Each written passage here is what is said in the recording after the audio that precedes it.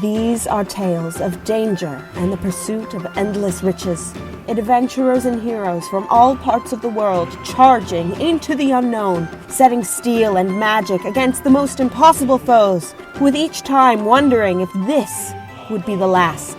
Storms gather on the horizon, and evil rises from the waters of despair. These are tales of endless adventure. These are the Awakened Fables.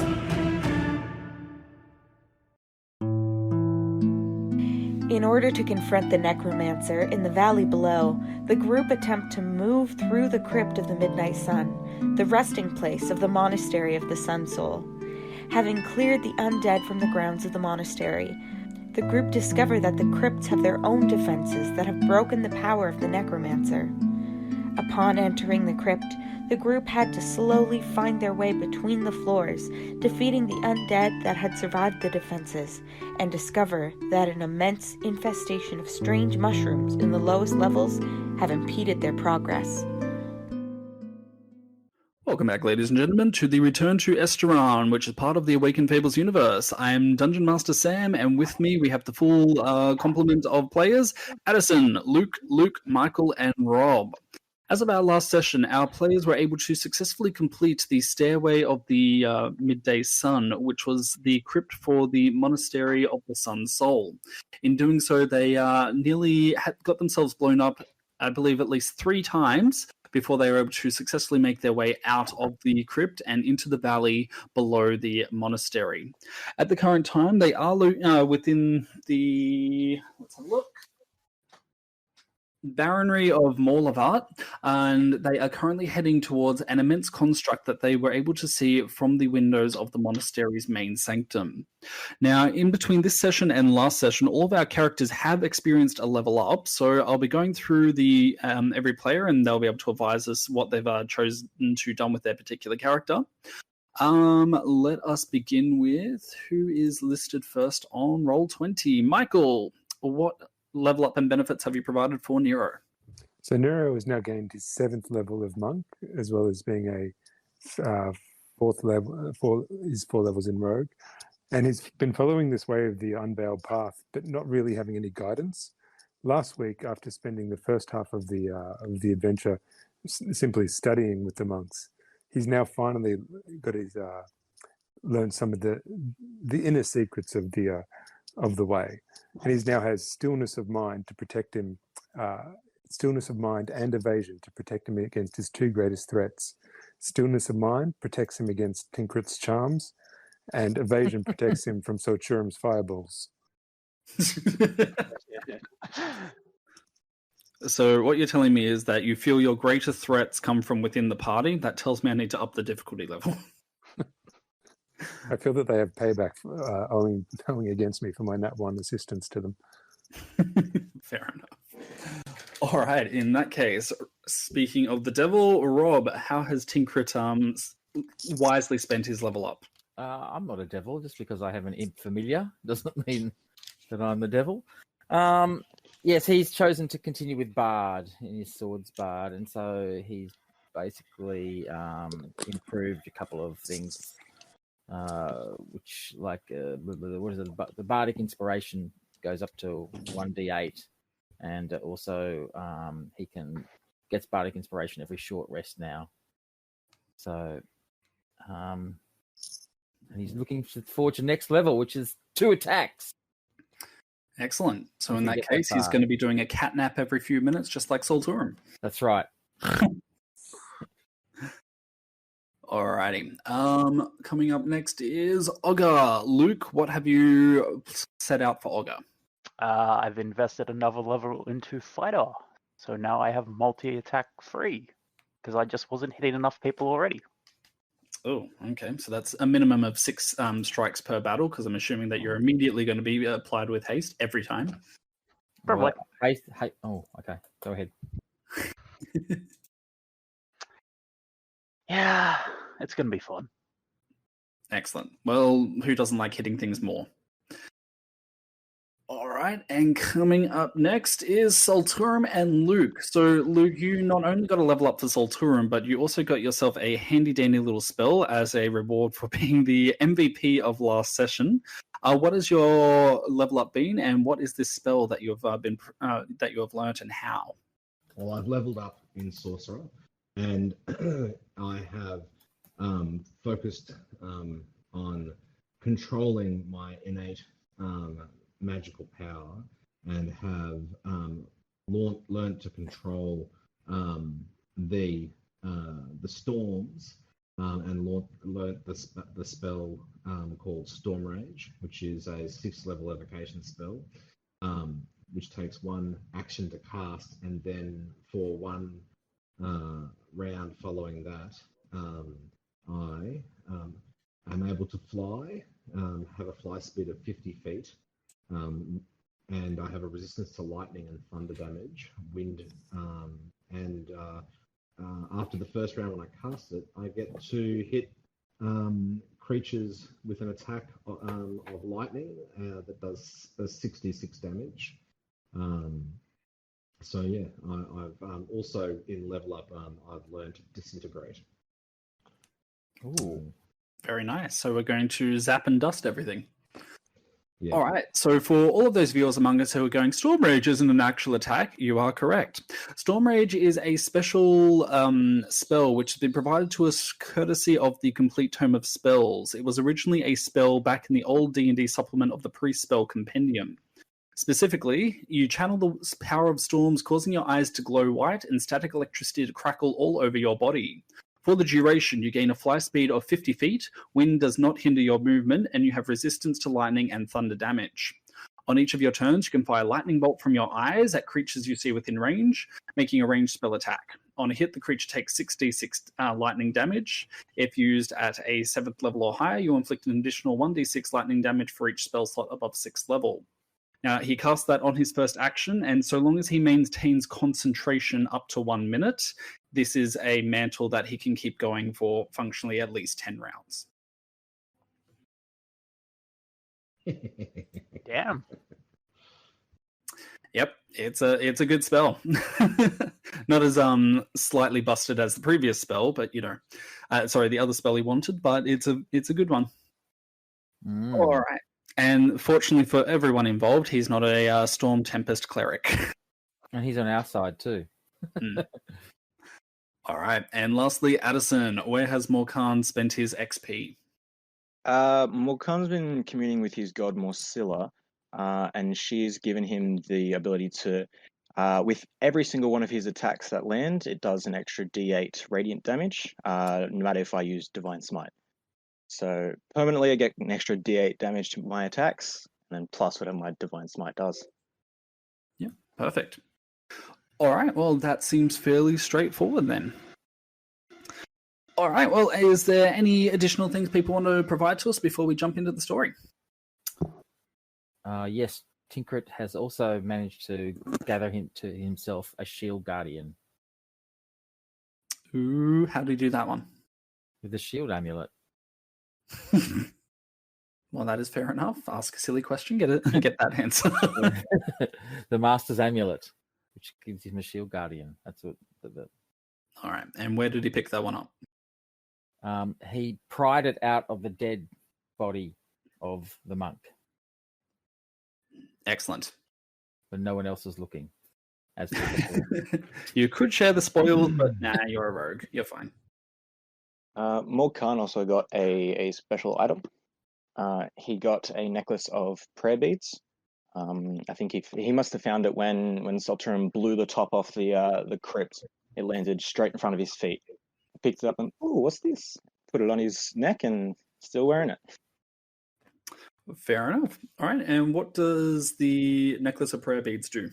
So it has, I think, 6 beads, and it can cast 6 spells, all at a bonus action. You can cast Bless, Branding Smite, Cure Wounds, Lesser Restoration, Greater Restoration, and Planar Ally. Wow. All right. So quite a bit of variety then. All right. And Rob, would you be able to advise our listeners what your shield amulet does? The Master's Amulet allows me to summon a shield guardian, and the shield guardian is my buddy and protects me, basically. Mum pulled out some glitter for me. Yep. All right. So for the viewers, the shield guardian is a specific construct. It pretty much acts as a protector / follower in the manner of Skyrim and all other, pretty much every single video game ever. Just hopefully it won't actually get him killed like every other escort ever. I am hoping that. Excellent. All right then, gentlemen. In that case, his name is Bolt. So I have Trimp and Bolt. Fair enough. At least we don't have Ratchet and Clank. No, we don't. That was tempting. For now. All right. So in that case, gentlemen, let us return to Esturan. So as of the last session, you guys have been able to successfully make your way to the bottom of the crypt, where you discovered that the bottommost layers had been overgrown by some sort of strange fungus, which, when touched, had the capacity to overpower a person's mind and force them to just go a little bit crazy and begin to toss the fungus around everywhere. After successfully escaping from the crypt, after digging your way through a fairly large pile of it, Salturum, I think, was very happy to launch a fairly large fireball into the bottom of the crypt, which promptly exploded and tossed off the roof on top of the mountain.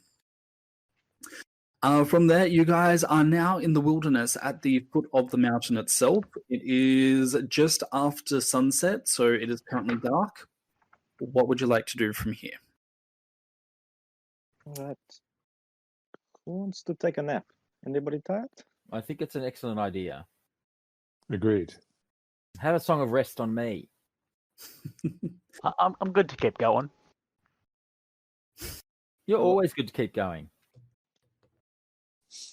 Oh no, there was that one time I did actually nearly kill him. Nearly. He's not dead yet. Okay, I'm working on it, okay? You got me on 1 health. That's Whoever nothing. says that to a DM. That's just like going na na na na na. Yeah. All right. So, would you guys like to take a short rest or a long rest? Long rest, I think we need. I think a long rest. Yep. All right. In that case, you guys know the standard procedure for setting up camp. We're going to be, as usual, separating this into defense, location, and finding food and water. I think I've got defense covered, my good friends. Well, I'll find food and water then. There you go. How about that? Oh, very nice.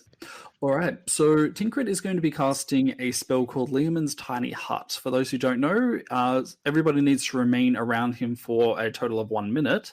But during that time, after it has been cast, a 10-foot radius immobile dome of force springs into existence around and above you and remains stationary for the duration. So only those who are within the spell at the time it is cast can come and go from it. If Tinkrit leaves its area, it will immediately end. So I can't help hunting. Correct. Well, I'll do hunting then. When it says it fits 9, is that like a That is camping tent when it's actually I will fits 4? assist in hunting. Well, I mean, Morkan is Goliath and Ogre is half orc, so they can. It's got 3 compartments. Like those 2 can have 1 compartment. The normal sized people can sit with the very small person, and then we can have the area in the middle where we can hang out, just like a camping tent. 10, Except for me and Morkan can't go into the normal area. Yeah, your feet will probably be sticking out into the normal area. Yes. Just have our heads out. That's where we can watch. All right. So, Ogre, you have rolled a 13 for survival, which is probably the lowest I have ever seen you roll survival. I did have a bardic inspiration left if you wanted to use it. Yeah, might as well. You get them all back anyway, don't you? Get them back. Yep. Is it D8 now or D6? It's a D8. There you go, +5. Alrighty. And nobody else wants to add modifiers / advantage? I'll assist. You'll Might assist. as well. All right. Roll once again, Olga. Yep, there we go. So that brings it up to a 26. Okay, perfect. So it takes you and Morkan quite a substantial amount of time before you're able to find anything in order to help sate your hunger. Freshwater is easy. You guys are able to find a quick mountain spring not too far from the camp itself, but when finding food, a lot of what you find seems to either be rotting or completely dried and shriveled up in the case of fruit and berries. And those animals that you are able to find largely seem to be incredibly sickly, and most of them are in various stages of dying due to either gangrene or sepsis. However, you are eventually able to scrounge together a fairly good, enough meat that you would be able to feed everybody in the camp. Look, this is not bad. If it's still not enough, I'll just create food and water. I'm sure we'll deal with bland food. It's better than nothing. All right. Nero and Solturum, would either of you guys like to help with the, well, pretty much defenses and all that have been handled by Tinkerer? Would you guys like to help with the stealth side of things to hide the camp? Absolutely. I could probably do that without leaving. To offer him assistance. That's a 12. Solturum, Luke, you're currently muted, just in case you weren't aware. Either that or you're, dealing with children aggro. Oh, my map stopped being fuzzy as soon as a dice was rolled. How weird is that? Yeah. I only discovered today that there was actual digital dice. I was going through options, I was like, oh, what's this? Oh, yeah, to roll it on the screen. Yeah, I never had it displayed to roll on the screen. Oh, Yeah. Oh, yeah, that's because I went through those instructions with everybody, I think, in the first 1 or 2 sessions, and then obviously I didn't do it for you. I apologize. That's fine. It doesn't make a big difference. Yeah. Now, well, if it helps, the dice also match the color that you are at the bottom of the Roll20 side of things. Oh, that's cool. So you can always tell who's rolling. Well, might be a bit of confusion between you and Michael, but either way. All right, so let's pretend that Solturum has decided to go to the middle of the Leoman's tiny hut and just pass out, as is his wanted to do by this point. All right, so Nero, you have gone through and cast a stealth. Roll me at advantage since Rob said that he was going to be helping out. Sorry, kid stuff. Yes, called it. All right, that brings it up to an unnatural 20. Let me have a look. Yep. All right. So, Michael, flavor it up for us. How do you hide the camp? So keep in mind, you guys are pretty much in that little space between the mountain and the encroaching forest, where it's just a little bit of cleared ground, which is mostly too rocky for any plants and trees to grow.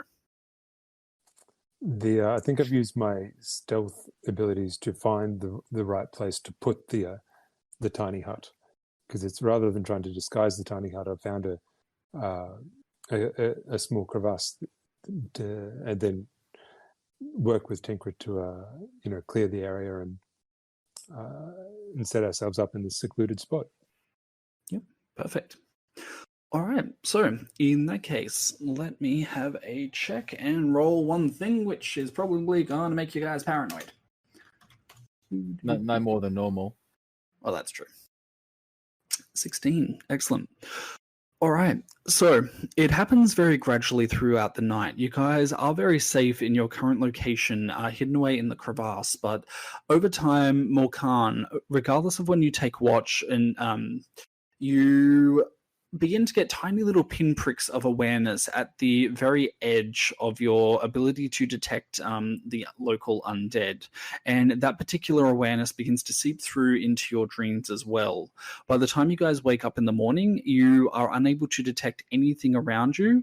It simply feels as if the entire area is just under one giant undead aura.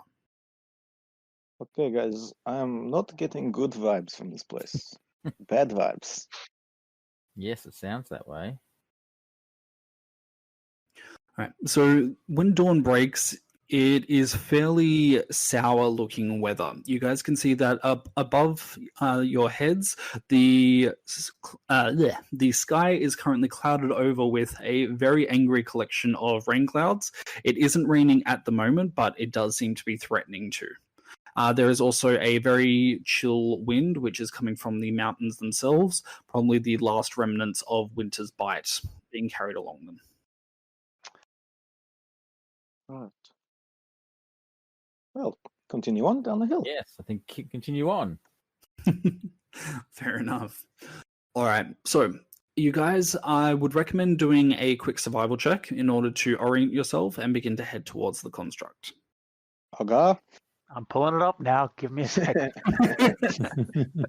A 19. All right. So it doesn't take Oka too long, and using the brief glimpse of the sun that you get occasionally throughout the clouds, you are eventually able to orient yourselves and point the way towards where you last saw the construct. Now, as you go through these woods, you are able to see that, much like your experiences last night in hunting, it looks like quite a lot of these woods are currently very ill, with many trees just outright dying, parts of them rotting, and in the case of the berries, many of them just being completely shriveled up. There is only dead grass underground, and it has been almost a day by this point since you've actually seen any living creature. Goodness. Okay. So that's pretty much what I expected. We must be getting close to where that dude, that awful warlock chap, is hanging out. We really should be planning how we approach this giant construct we saw in terms of, I would think charging in on it is probably not an ideal strategy. What do you think, Olga? Run straight at it, stab it until it dies. I would think also it would be wise to have someone be scouting ahead a little bit, someone with superior stealth. Yeah, okay. Or we could all go ahead under the Pass cover without trace. under pass without trace. That is an excellent idea. How long does that last, though? 1 hour, I think. Might not be long enough. Look, I can use my prayer beads to summon someone if you like. We can see how much money do we have on them, because they are likely to charge. I don't have much money anymore. All right. Do we have anything we can trade it? Anyone have stuff that we don't need anymore? I have 97 gold. Right. Okay. What about that lantern? We can give it the lantern. I We're think I have outside. I have some boots that I don't need. I have my chain mail that I never got rid of when I got this plate mail. Do you think that's enough to pay it maybe for just a day? That sounds like it's worth about 10,000 gold pieces. What is it? Right. Interesting. Maybe not just yet, though. Yes, I'm not sure what you're Yes. summoning. So Okay, so A demon prince. not a demon. More likely, I'll see if I can summon Morsilla, or maybe an angel of Morsilla, or something that is fairly strong. Hang on, I'll put it. Give me a second. Let me put it in chat. cool. There you go. That's a wall of text. Yes. Enjoy. I'll put that insight for you. Ooh, not good. All right. So for the listeners, what they are talking about is a spell called Planar Ally. The flavor text for this is it takes 10 minutes to cast, and the flavor text is that you beseech an otherworldly entity for aid. The being must be known to you, a god, a primordial, a demon prince, or some other being of cosmic power. That entity sends a celestial, an elemental, or a fiend loyal to it to aid you, making the creature appear in an unoccupied space within range. If you know the specific creature's name, you can speak that name when you cast a spell to request that creature, though you might get a different creature anyway. So this is what Uber NPC. Yeah, pretty much. So as a Right. rule of thumb, a task can be measured in minutes, requiring a payment worth 100 GP per minute. A task measured in hours requires 1,000 GP per hour, and a task measured in days up to 10 days requires 10,000 GP per day. Wow. Yes. All right. So, if we're poor, we summon it very last second, and hopefully only have to deal with it for a couple minutes. So yes, that makes sense. But I can sing a song, and that's worth more than anything. So Of course. it's a very famous song now. Remember, throughout all of Esturan, That's true. Imagine how much a live performance is worth. a live performance by the real Lord Tinkrit Pipe Drone. Amazing. Okay. So we'll save that as a last resort if we think we need it. However, we need to do it 10 minutes before our last resort. Yes. Well, how long? Sorry, Sam. How long is the walk down to this construct? All right. So the walk down to the construct, based on a rough estimate, would be about 6 hours. You would be spending most of the day plus an additional 2 hours travel time in order to get there. That's kind of up to you guys what you want to do in regards to that and where you want to stop. Okay. So it'll be okay. We'll probably get there and then stop just before we have, not too far away, but far enough away we're not going to get smited. But I think for now we'll just keep smote. Yes, my apologies. bad Ingles. English is not my common. Is not my first language. Of course, good boy. I'm better at speaking Giant. Do you say that in Giant? Because then I don't understand you. No. And then I start speaking. And then I start speaking to you in Giant. It's just a bunch of deep growls and grumbles. Oh. I wonder if Trimp understands you. I can't imagine. Trimp is a demon, is he not? Unless he's a giant demon, but No, worse, he's a union member. oh yes, we speak union. The fucking union alone. All right.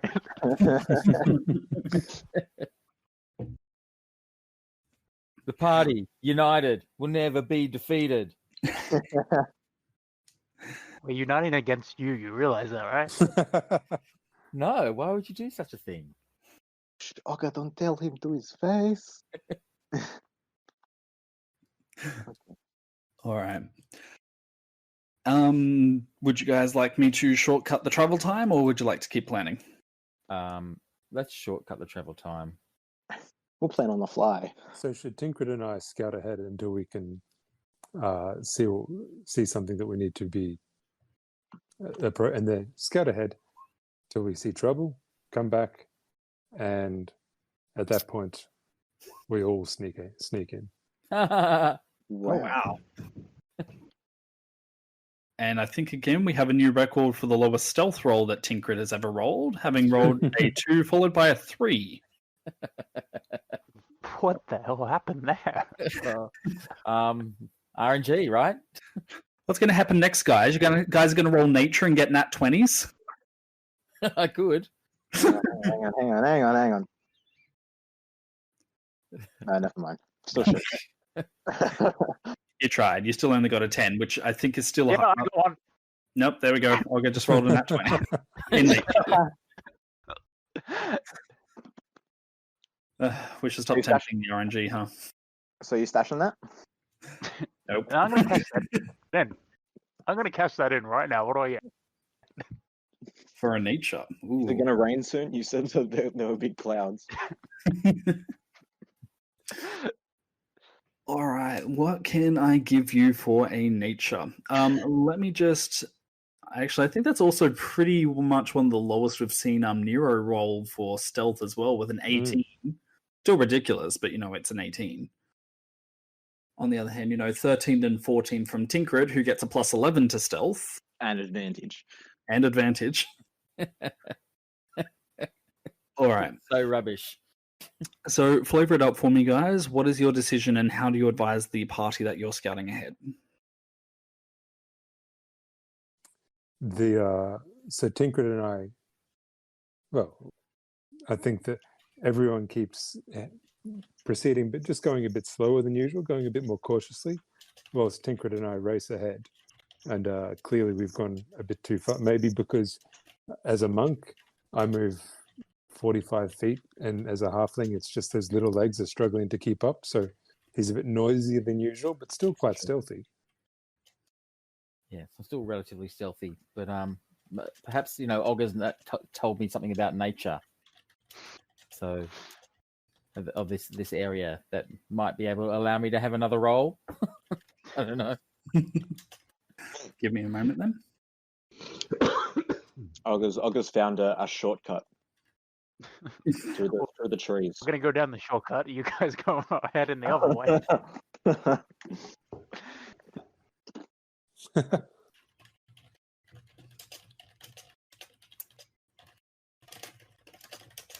All right. So, as I've just finished typing out, Olga, your nature check indicates that there is an intense level of necrotic activity nearby. So, as a result, it would be unwise to rely on the natural resources for food, water, or shelter. As a result of this and the lack of pretty much anything at the current time living, it's likely you will immediately hear and see anything living for almost immediately for quite a while. Does that include unliving? Sorry? Does that include unliving? I can amend that to you will likely see immediately hear and see anything moving for a while. Okay. All right. So as a result, it does mean that stealth and so forth is going to be a little bit more difficult. Since you did get a natural 20, I am going to be generous and say that you can advise Nero as to this, but Rob already rolled, so he's going to get a +5, providing him with an unnatural 19. Thank All right. you. And of course, if you would like to flavor that up, go for it. There doesn't seem to be anything moving up ahead. Like, you guys should be all right with your stealth. There's nothing. It doesn't seem to be anything. So if we rely on the amazing passive perception of Nero, we should recognize anything before anything recognizes us. Yes. Okay. Michael, did you want to roll the stealth check again? Oh, sorry.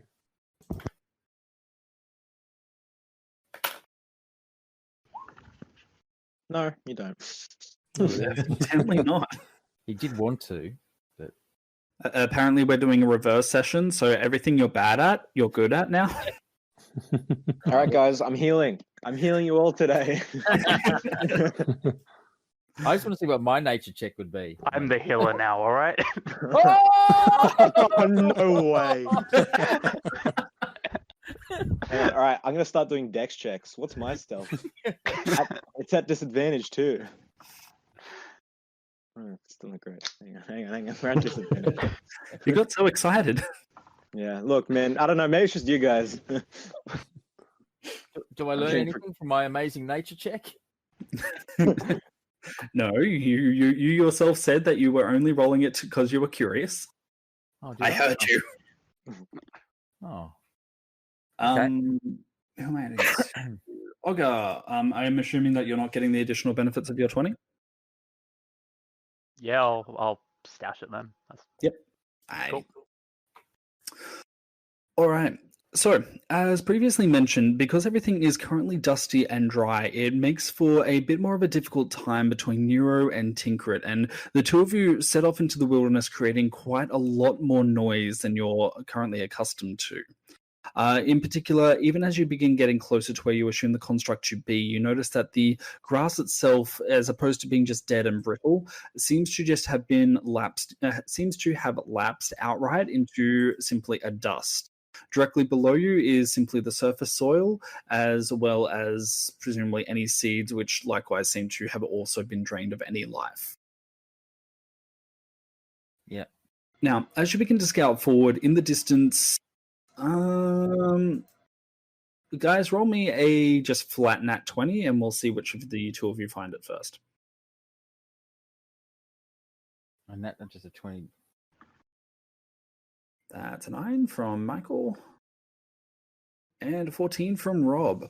All right, so Tinkrit is the first to see their overall destination in the distance. You can see what looks like a set of wooden barricades which seem to have been set up right next to a very bright metallic wall, which even in the dimness of this particular day stands fairly large and ominously. However, these walls are dwarfed by that construct that you saw from the window of the monastery. This particular construct rises maybe 30 feet in the ground and from the ground, and even from what you can see, seems to only be one half of it. So we can only see half of it, but it's not a half a construct. That's right. Okay. Right. Yeah, can the other people see it too now, or do I need to report that back? Is there a... Sorry, Stan. So there's a wall. There's like a wooden... Can you just repeat that first bit for me? Sorry? Yep. Give me a sec. I'll draw that up because I realized that was kind of a very bad verbal description. All right. Let's see what I can do when I draw with a mouse. Don't expect anything great, guys. All right. Oh, this is going to be Can't fun. be too much worse than our artworks last week. Well, that's true, but on the other hand, I'm not really intending to go through and make penises. You can't expose to the listeners what we were drawing. My cock and balls were Is that what they were? Do you want me to have another What do you go? mean? Another crack? Wait, it was all you. All right. So you guys can see a metal wall around this thing, and below you can also see what looks like a wooden barricade. You guys are currently in this area with the squiggle. So it's lying flat. Yes. Let's just wail on it before it gets up. All right, I'm going to Break get its legs. It's kicking in the cods. Let's Alright. kneecap it. So, And yes, you guys can see the wooden barricade down here with Yes. the metal wall stretching around it and then out of sight, presumably going past. So, from your particular perspective, you can only see what looks like a oddly shaped assortment of metallic bumps rising from the ground, which seems to, from this particular angle, be made up of plants and a frankly horrifying amount of dead flesh, which you can smell even 200 feet away. Right. And the way in would be via here, probably. That's the... Unless there's a gap in the wall on the other side. That's which we can't frightening if we have to crawl inside it there. see. So we're at the baby poo brown squiggle, not the green squiggle.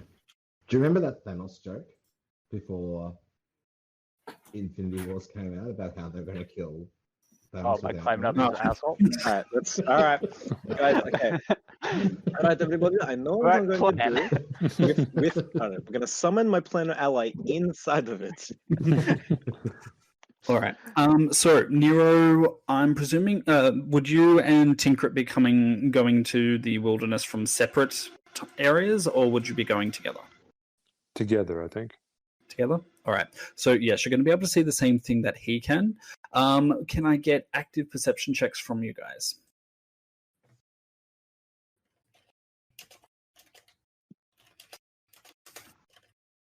Is this site-based, by the way? Correct. I have advantage on that. Well, I hope so, because that was a nat one otherwise. Did it All roll right. twice? No, yes it did. So we have a 15 from Tinkrit and a 24 from Nero.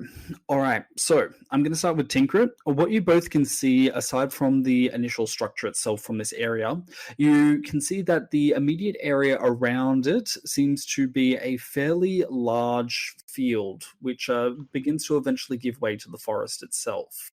The field itself is completely dusty and devoid of any vegetation whatsoever.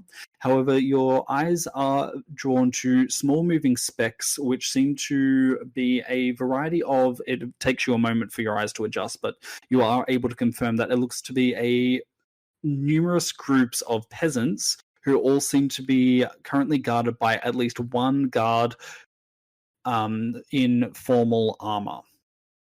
Now, Nero, what you can see is that the formal armor does seem to contain a very specific house emblem. You can roll a history check to see if you recognize it, but you can also see that there do seem to be, on top of the wooden barricades, more of those particular guards who seem to have their attention focused solely on whatever is on the other side of that wall.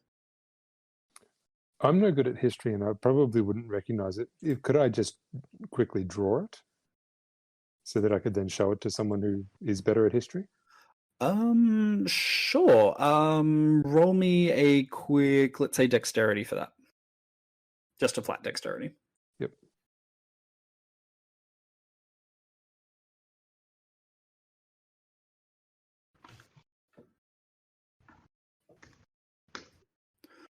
All right.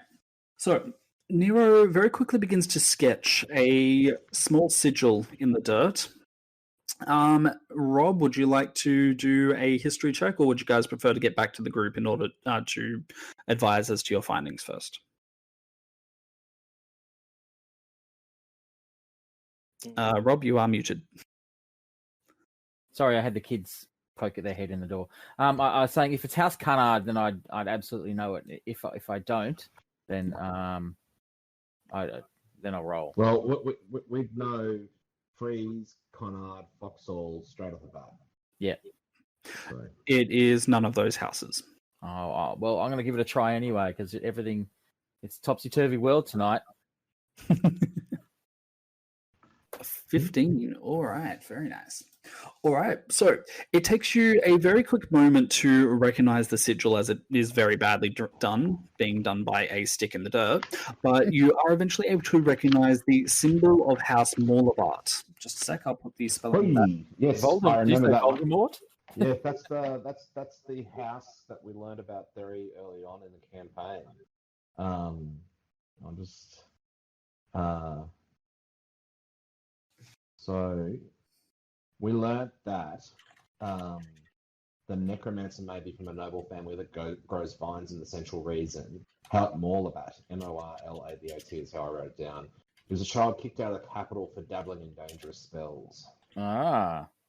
So that confirms the Necromancer is in fact the disgraced child of House Morlabat. Well. Another black sheep. 3 black sheep now coming together. Only 2 shall survive. Hey, salty old boy. Kill them all. Not all. I'm one. You You're one of them. Pay attention. All right. Kamikaze mission now, all right? Silturans called it. So, aside from that, Michael, you can see that the peasants which are being guarded by the guards of House Morlevart all seem to be working on expanding the field around this particular construct. They seem to be specifically going out of their way to try and pull down, I suppose, the most unhealthy of the logs. And even as you, most unhealthy of the trees, and even as you look between the trees and the wooden barricade, you can see that the wooden barricade itself seems to be in various states of repair and seems to be frequently being patched up. Guys, should I try and charm one and bring it over here? Well, Lord Dinkrit, I was wondering if we should maybe disguise ourselves and go in. We could. I have peasant garb from the thing. That's only one set of peasant garb. Oh, I suppose you're a peasant anyway. But I've got my Gong Farmer garb. That's right. You do. The Gong Farmer garb. And I could, yes. Can you imagine the gongs that have got to be farmed from this contract? And I could wear my peasant shift weave. Yes, that's a good idea. What do you want to do? Go over there and then they trap us? Well, I think it would be hard to trap us. We go in and pretend to be part of the work gang, then see what we can find out, and then elude them. Yep. Okay. And what do you hope to find out? Well, maybe get a better look at what's going on inside. Okay. Yep, we can go and hide at any stage. I think that's a sterling idea, old bean. But better still, I could cast invisibility on us. Like both of us. Well, let's just do that then. Okay. All right. So you're casting invisibility for the both? Yes. Excellent. All right. So in this case, a creature you touch becomes invisible until the spell ends. Anything the target is wearing or carrying is invisible as long as it's on the target's person. The spell ends for a target that attacks or casts a spell. Can that be cast on yourself? Yes. Like I would, like me just ruling it now. I would say like yeah. Sorry, me ruling it in general, I would say yes, but I've been like spells all day, so I'm just like, wording. Okay. A touch spell counts as yourself anyway. Doesn't have to contact self. Oh, thank God. Because cure wounds is touch, and you can cure wounds yourself. Yeah. Okay. Well, interesting. Component: an eyelash encased in gum arabic. All right. All right. So the two of you very promptly become invisible. Where would you guys like to go from here? Well, before we get moving, I'm going to pass without traces as well. Oh, good thinking. All I right. think we should do stealth on top of that. So you guys have already done stealth. Oh, yeah, okay. That was the last, wasn't that the last time? Yeah. Oh, if you don't want us to do it again, I'm happy not to do it again. If you guys would like to do it again, I mean, considering the trend, let's see if that curse is broken yet. Yes, you're hoping for another nat 1. Would I hope for that? Yes. The consensus I'm just online imagining is what- certainly comes from this one. I'm just imagining what Sam would do with your nat 1 if you went and stealthed in. I'm so scared. Hello, can you see that thing over there? I wonder what it is. Loudly do I wonder. There we go. All right, 27. Tinker got a 27. Very nice. No, because it's plus 10, isn't it? Oh, yes. So unnatural 37. All right. And an unnatural 22 for Nero. God damn. Sorry. That's with. Thank God for plus 18. You've not been rolling good with self so far, but yes. All right, let's have a look here. Okay, so you are currently invisible and you're using Pass Without Trace.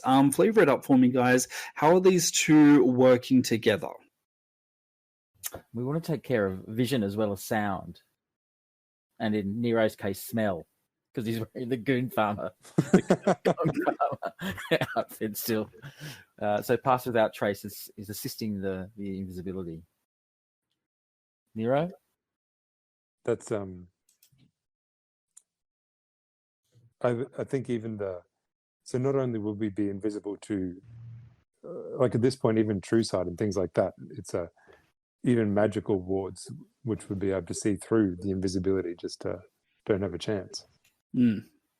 Well, if you guys remember my usual scale, 10 is your average person, 20 is above average superhero level, 30 is your gods, and 40 is Eldritch Abomination that created the universe. You guys have disappeared from the sight of the gods, and even the Eldritch Abominations are squinting to see it. Excellent. Let's go inside. Don't tempt him or summon one of them to kill us. Trimper's with us too, and he's invisible also, you may recall. Yes. Does he have actually have a passive stealth that you can think of, just to add the plus 10 to? Oh, I don't know. Let me have a look. Yeah, hadn't thought about that myself. I think he does, but I mean, I'd stealth assume plus so. 5. Sorry? Passive of plus 5, so that's 15 passive. So he's got 25 stealth and invisible. Oh, yep, there it is. Okay, yeah, cool. All right, so unnatural 25.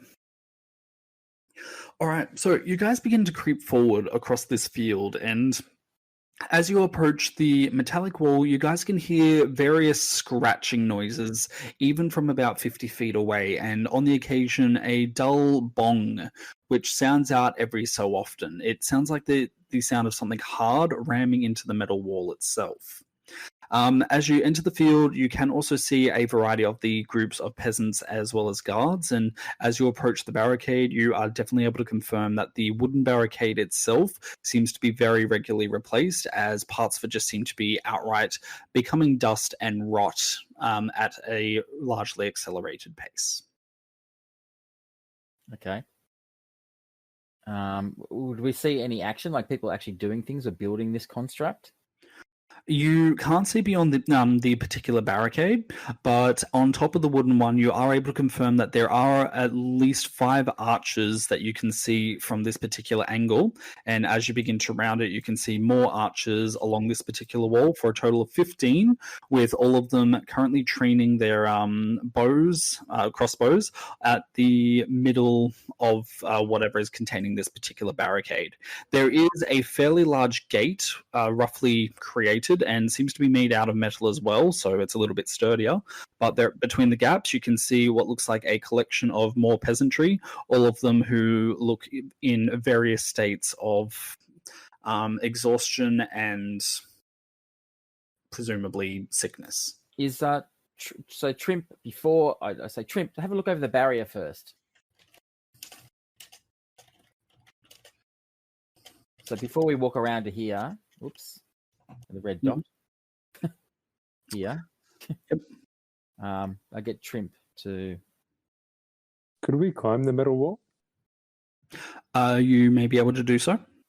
It is a fairly smooth surface, aside from the occasional divot here and there, but so it would be a bit of a difficulty.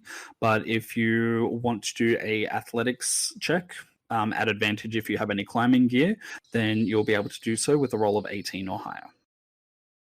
Ooh, 18. Athletics. Mm-hmm. Acrobatics? I will also accept that. All right, and I assume you're using Trimp's ability to look through his eyes?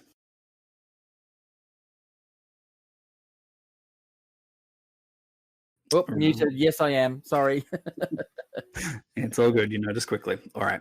So as Trimp flies over the barricade and between the various guardsmen of House Morlavat, you are able to see confirm that it seems that there is a fairly large group of peasantry, as mentioned, who are currently being held hostage by the various archers. You're not entirely sure as to why, just from this brief glimpse, but you are able to confirm that there are at least 50 or 60 people within this small, cramped little area. Now, at the base of the construct, so the 2 little metal parts that you can see down here, you can see 2 fairly large doors, and when Trimp begins to get close, you can see that they both seem to have a mechanical component. Whatever it is, it looks like it might be a fairly tough lock to pick. It would be for normal people. Okay, Trimp. I'm thinking about. Actually, I might talk to my party before I'd send him on to do that. I think. Yes. Okay, so Nero, should we sneak further inside? Yes. Okay. Let's do that. So you're scaling the metal wall, or? Yeah. You don't want to go in the front gate? Okay. Well, actually, go in the front gate, and that way I can just shadow step through. Yep. All right. And Tinkrit, how would you like to get through? I'll just walk. All right. So it is closed, the gate. Again, you're only seeing through the gaps in the various bars. Is there a gap big enough for a small halfling to get through? What is your passive dexterity? My passive dexterity is 18. 18. It would be a tight fit, but you may be able to squeeze through some of the bars, yes. Okay, I would attempt to do that. Very carefully. All right. So you are eventually able to squeeze your way through, having to suck in that belly once or twice, but without disturbing the dirt or revealing your particular location, you are able to make your way through the gate itself. Excellent.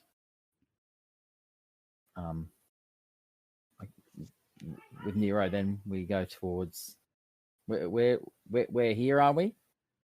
Yes. Okay. Just a sec. I'll get your character tokens. Herp derp derp derp. So this is to scale then? You roughly? Well, no, actually, definitely not to scale. Yeah, it's probably like half to scale, right? Probably even bigger than that. Oh my! Yeah, the big boy. Right. Do we see Nero. 2 giant metal cojones? And Tinker. There we go. And Alright. shrimp? Oh damn! Where did I put Trimp?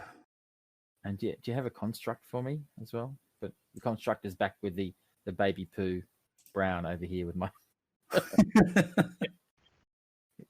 Well, honestly, there was no other brown color, so what you see is what you get. It's okay. It doesn't look like I have Trimp saved on any of the active things, so we'll find that for now. If you guys want to do that, I will find him while you guys do the narrative stuff. Okay. I think we will sneak in to Yeah, and I go Nero.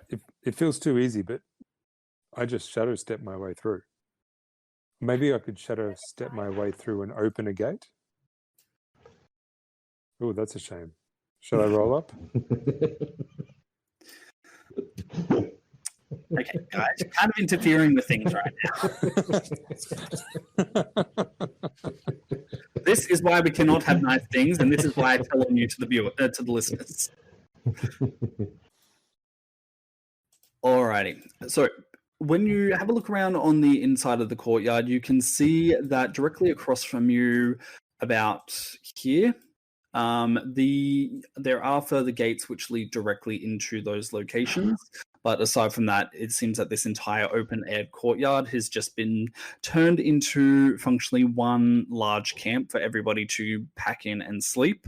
You can also see a singular doorway here, presumably, which is currently guarded by 2 more guards, which presumably leads into the guards' quarters. Guards' quarters, huh? Mm-hmm. Do you have any poison, Nero? I don't actually. That's a bugger. I wonder if we could go outside and get some poison stuff and put it in the guards' food.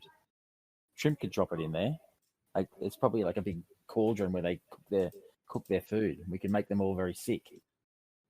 Even getting some off meat from one of the animals nearby. That might be an idea. We wouldn't even get back in. Shrimp could just fly in with it and drop it in the pot. Or we could put like our daggers into their necks. Yes, but there's a lot of them to do that. Maybe you guys should return and make sure Ogre's still alive, because it sounds like he's possessing Nero. Yeah, we could do that.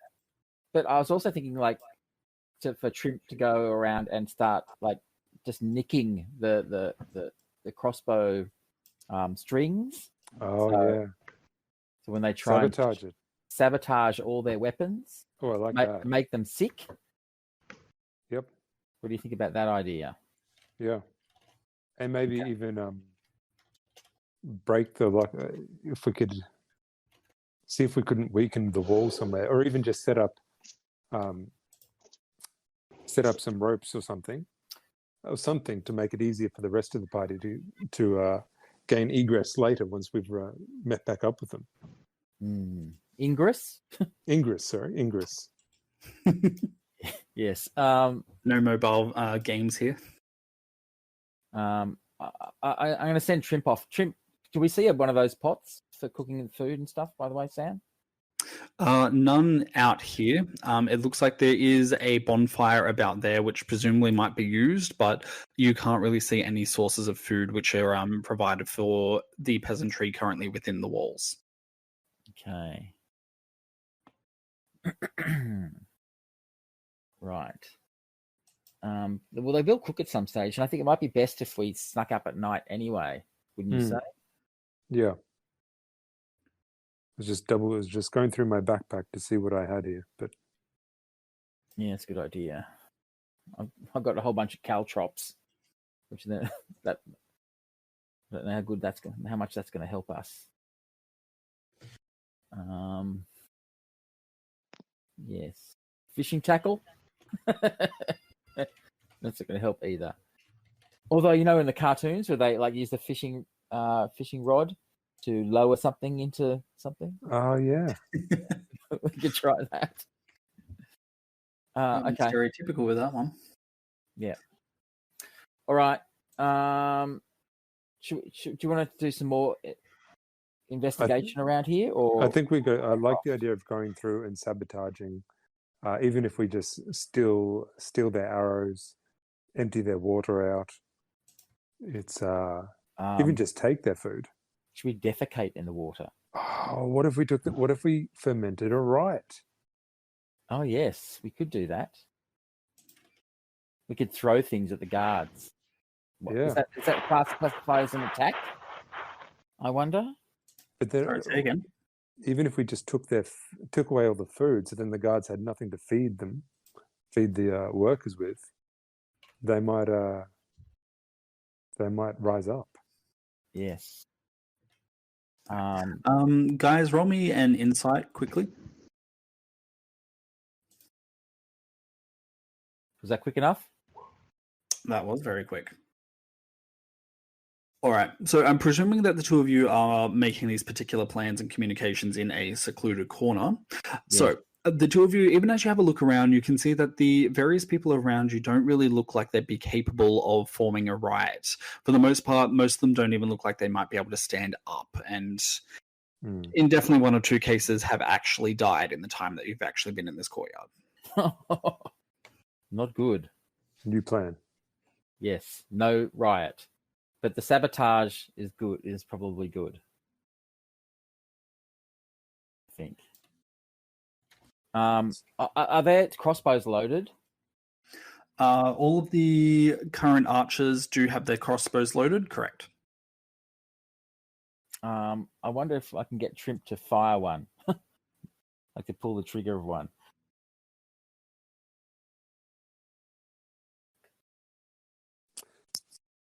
Do you want me to do that? Yes. Yeah. I said, Trimp, wait till one of the guards is aiming his crossbow at another guard, and then pull the trigger. All right. So while Trimp waits for his moment to strike, is there anything else you guys would like to do here?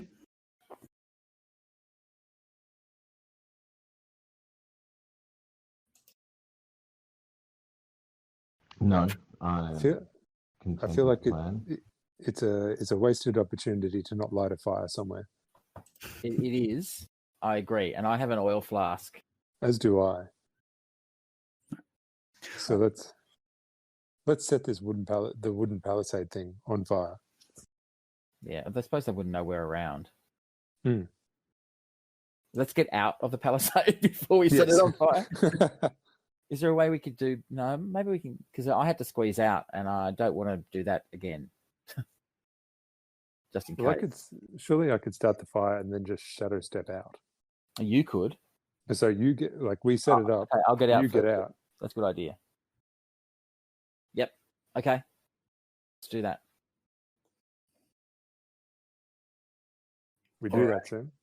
So I think round about there is where we dump the oil.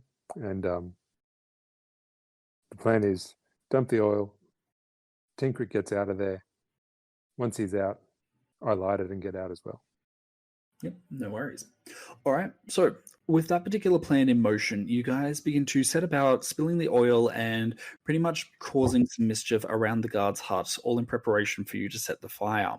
Now, it's about 5 minutes later when you guys suddenly hear a dull thwang, followed by a yell of pain, which seems to indicate that Trimp has been successful in his attempts to presumably murder some people.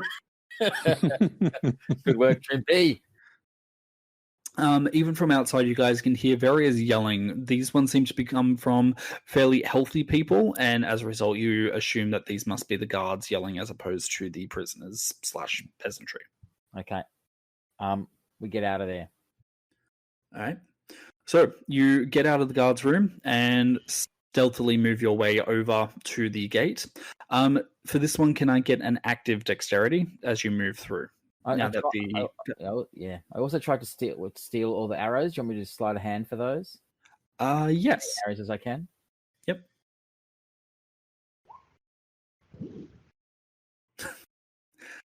Still technically a bad roll for you, but it's an unnatural 20. All right. So as you make your way through and begin to go through the various stores of the guards, Tinkret, you are able to pick yourself up. Let's have a look.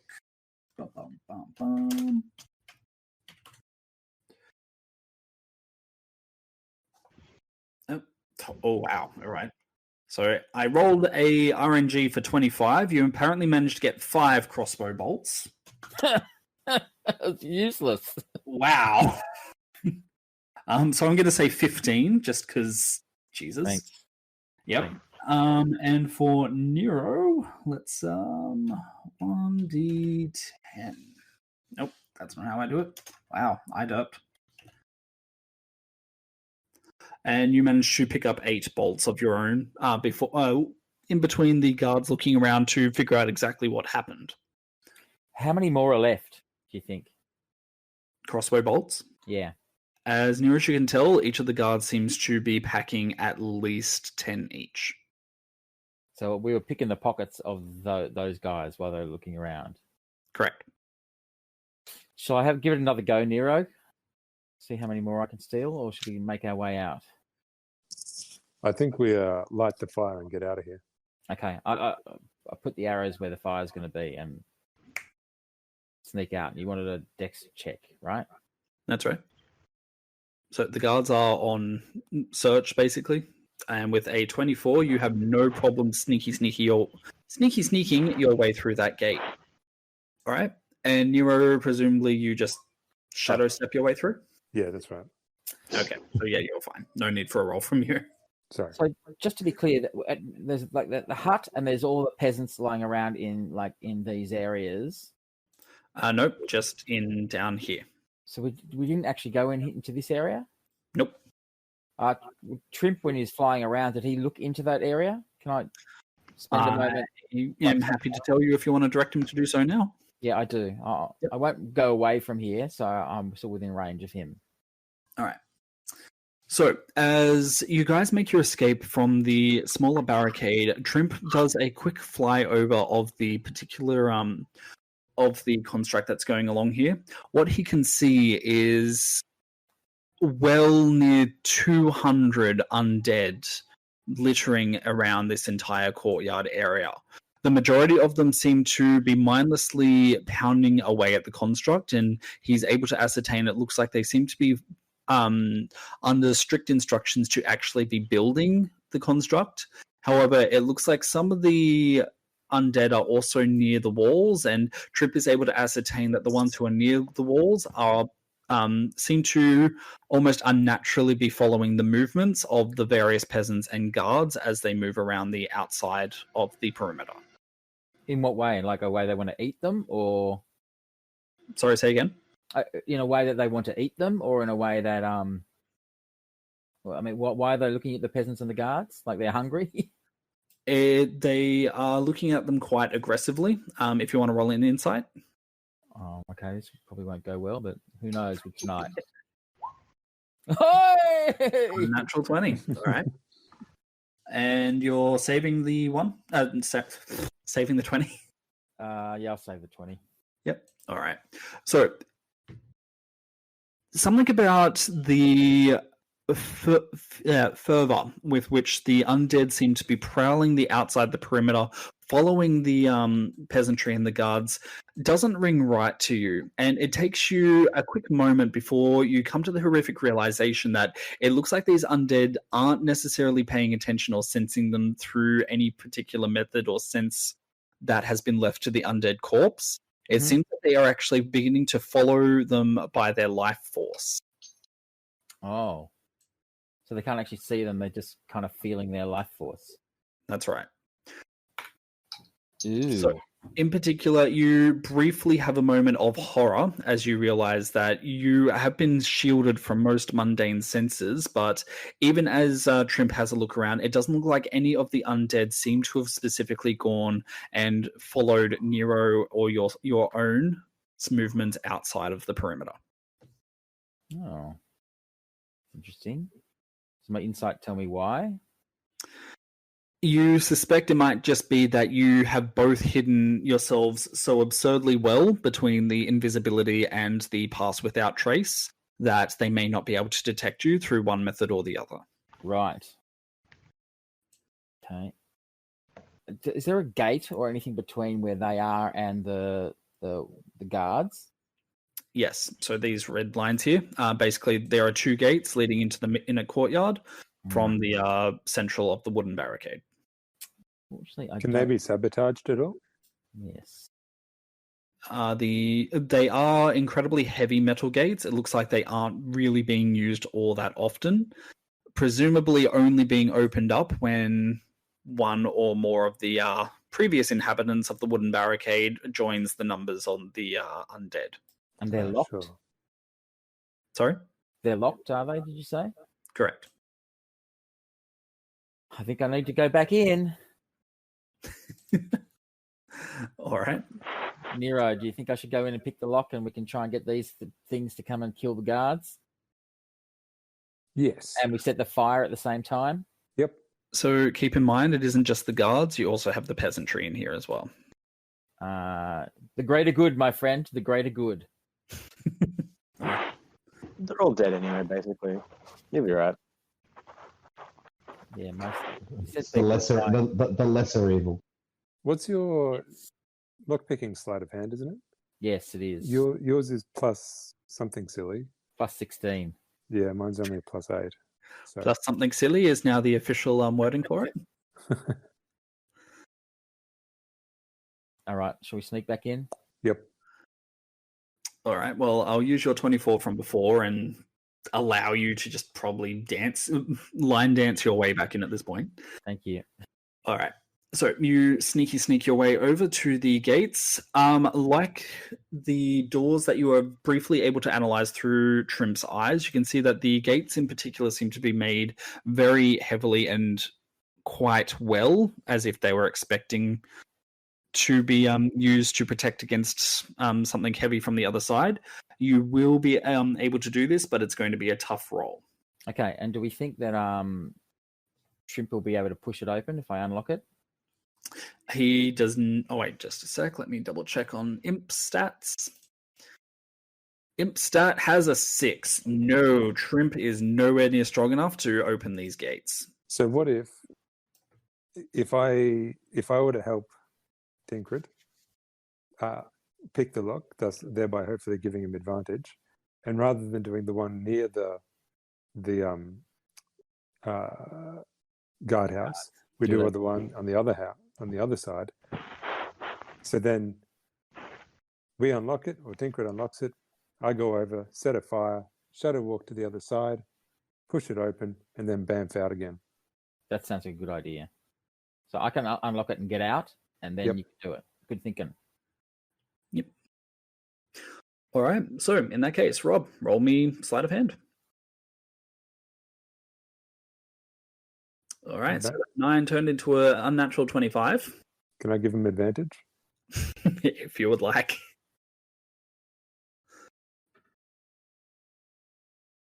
Yeah. 25. Anyway. All right. So visually to me, it's currently caught on the corner between a 13 and a 5. I assume it just landed on something. I think it's a 5. Oh, it landed on the 5? Yeah, because I got plus 16, so it's gone to 21. So. Yep. So it landed on the 5. I can math. Go me. All right. So it takes you a solid minute of working as you undergo the manipulations of the tumblers of this lock. But after a very masterful twist, you hear a satisfying click as the gate unlocks. Excellent. Nero, I'm out of here. All right, so I wait for him to get out. Mhm. I go over to this. I'm assuming that there's shadows around that I can actually do this ridiculous power in. Use this ridiculous power with. Yes, it is rainy, so lots of shadows. So I set the fire, Mm-hmm. then bamf to there. Yep. Wait for the confusion to start. Push the gate, and bamf out. All right. So for the gate, roll me strength. Oh, maybe we should have gone with Trimp. Trimp can offer assistance at the same time if he's any help at all.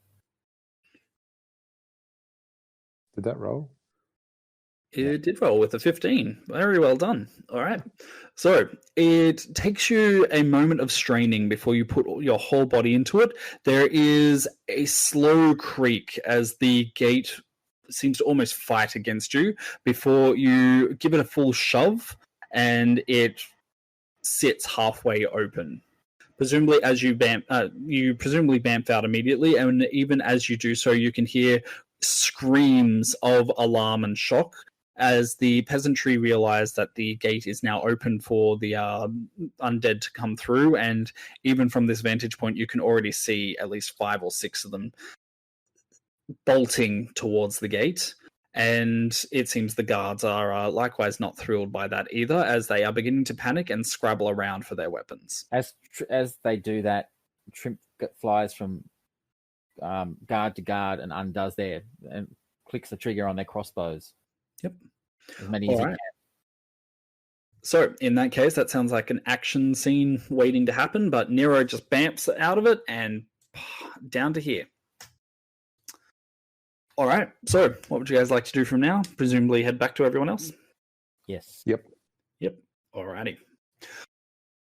So, for everyone else, Morkan, Salturum, and Ogre, your companions have been gone, it seems, for over an hour by this point. It's definitely enough time for you guys to get more than a little bit worried, especially since you aren't really able to hear anything coming from the direction of the construct. Right. Guys, do you think we should go check on them, or will they be fine? I'll just pull out the sending stone and just kind of ask where they are over that. Yep. Shh. We're busy. Okay, but you're okay? We're fine. All right, they're fine. Let's go back to the dice. Okay, fair enough. Back to the dice it is. One of the guards just looks at the other. Did you just call me fine? I didn't know you felt like that, Todd. Me too. Actually, yes, I did. Can I do deception to make him think that? Wow, way to make the man's last hour incredibly awkward. Oh, yeah. I'm honestly starting to feel like you're playing with Wade dice there, Rob. They're completely digital, but I feel like they're Wade. They can't be. I wish. Yeah. So, an unnatural 20 for deception. What was his name that we came up with? Todd? I just said Todd. All right. Well, it looks like Todd and this other guard are going to have a very romantic but tragic love story for the next 20 minutes. It's a bit tragic, isn't it?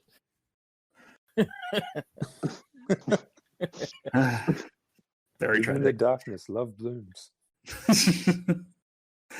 I'll be back in All 2 right. seconds. Well. I was going to say goodnight to kids. No worries. So, after an hour, after you send the message through the sending stone, you guys can see that there appears to be smoke in the distance, coming from where you presume the construct to be. And at that point, both Nero and Tinkrit dash out of the rotting forest, and upon spying you guys, move directly towards you. Right. I assume that the smoke was your doing. It was indeed. And that's not all we did. Oh, But it's so I give a detailed report of everything that's just happened in the last 2 hours that we hijacked this thing.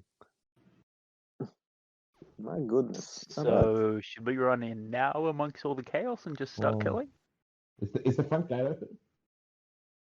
The front gate should be mostly burnt down by now. So there's somewhere for the peasants to escape.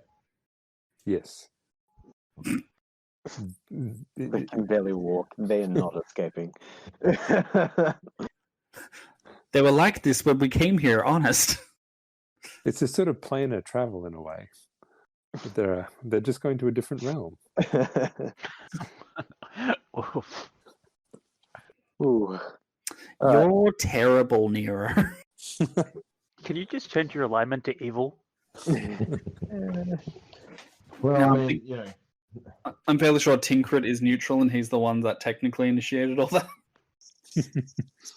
I'm just the one who pushed the door open to let the undead out. Yeah, wasn't your idea. so those undead, there's now nothing stopping them. There's undead within that compound, and they were contained in that compound by the gates, and we burnt the gates down. Yes. So now we can get to the construct. Right. But also, I accept the logic of that statement, my friend Nero, but it also means the undead are now free to roam. yes. I'd rather deal with one undead at a time than the... How many did we see in there, Sam? Or how many did Trimp see in there? Over 200. Yeah. Okay.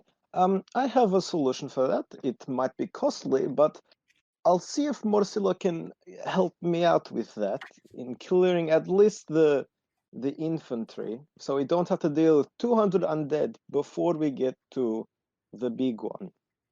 We may need Morsilla for the big one. That's Because it seems to be made out of metal. It's like a metal storm giant. Right. Okay. Good. So the outer facade of it appears to be made out of the mix of flesh and vines that you guys are accustomed to from the others so far. It's like a metal, flesh, and vine storm giant. Yikes. So not like a storm giant. It was a storm giant that is now made of flesh and metal and vine. All right. So as what you guys have done is cause complete chaos when now the undead are attacking the guards. Is that was the intent? Yes. All right. And how many guards were there? 30? 30 guards against. Are they the same type of undead we've been fighting for weeks now? 30 guards with damaged crossbows and no arrows. So 0 guards now. Well, certainly fewer. Are they the same type of undead we've been fighting, or are they different? Some of them look the same and some of them look different. The ones that look different, some of them seem to be able to sense life force. Do they look bigger or stronger, or I mean, are we dealing with zombies, or are we dealing with the more? They had scary, glowy eyes. Did I notice Apparently they have scary, glowy eyes now. Did you see the Necromancer in it all? No. No. So part of the plan with this is by creating this much chaos, we may have lured. Yeah, flush him out. Smoke him out. And Trimp's hanging back there to see what happens and report back to me. All right, great. Okay. So, might I ask, what is the goal when we decide to kill the big one? Are we waiting for the Necromancer to come out? Or are we just waiting till everything dies down before we take it on? Well, I don't think we can kill the big one. But the big one's not alive yet. Right. Well, should we at least stop it from being able to become alive? Yes, we should, but that was impossible with all the guards there. Yes. And the undead. Yeah. So I think it's the plan is twofold. The first part is to hope that we flush out the Necromancer and Trimp sees him and can tell us, and then we can attack. And the second part, if he's not flushed out, then to finish off the guards and the zombies and destroy this construct before it gets brought to life. Okay. Yes. This is a good plan. I can live with this. I promise you'll get to kill some undead, Morkan. Oh boy. You get to bonk some on the head. Thank you very much. This is what I enjoy doing the most. And I always look after my party members. What do you do? I wink at Olga, knowing full well about our union. I just give you a little nod. All All right, so what are we doing? What's going on? Can we see what's going on at the Yeah. camp? What's Trimp seeing? All right, so you left Trimp back at the thing. Yeah, he's flying just like as high as just high enough so he can see in, see what's going on, and staying out of range. All right, so wait, he doesn't have because basically the rest of them are a fair distance away, maybe about 20 minutes through the forest. He's able to get that far away. To transmit to me that far away? Yeah. No, he can't transmit that far away. All right, we should move closer. Yep. I passed without trace us all. All right. Everybody roll me active stealth then. Yeah.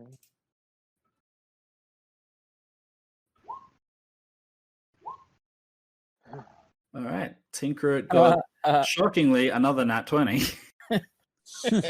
Are you sure you're not hacking, Rob? I'm not. What is going on? I got a nat 1. Whew. Please, can there be advantage on this somehow? I do know rolled the way 4 for back. some reason. Hang on, You you got don't get advantage, right, Luke, for Ogre? I get disadvantage. Yeah, disadvantage. Okay. So you're going to have a 15. So we'll go with a 5? Sorry? Sorry? 5 then? Well, 15 comes from the 5 plus the Yeah, pass plus without trace. +1, so he's got 16, doesn't he? Oh no, the 5's made of the 4 + 1. Ugh. Yep.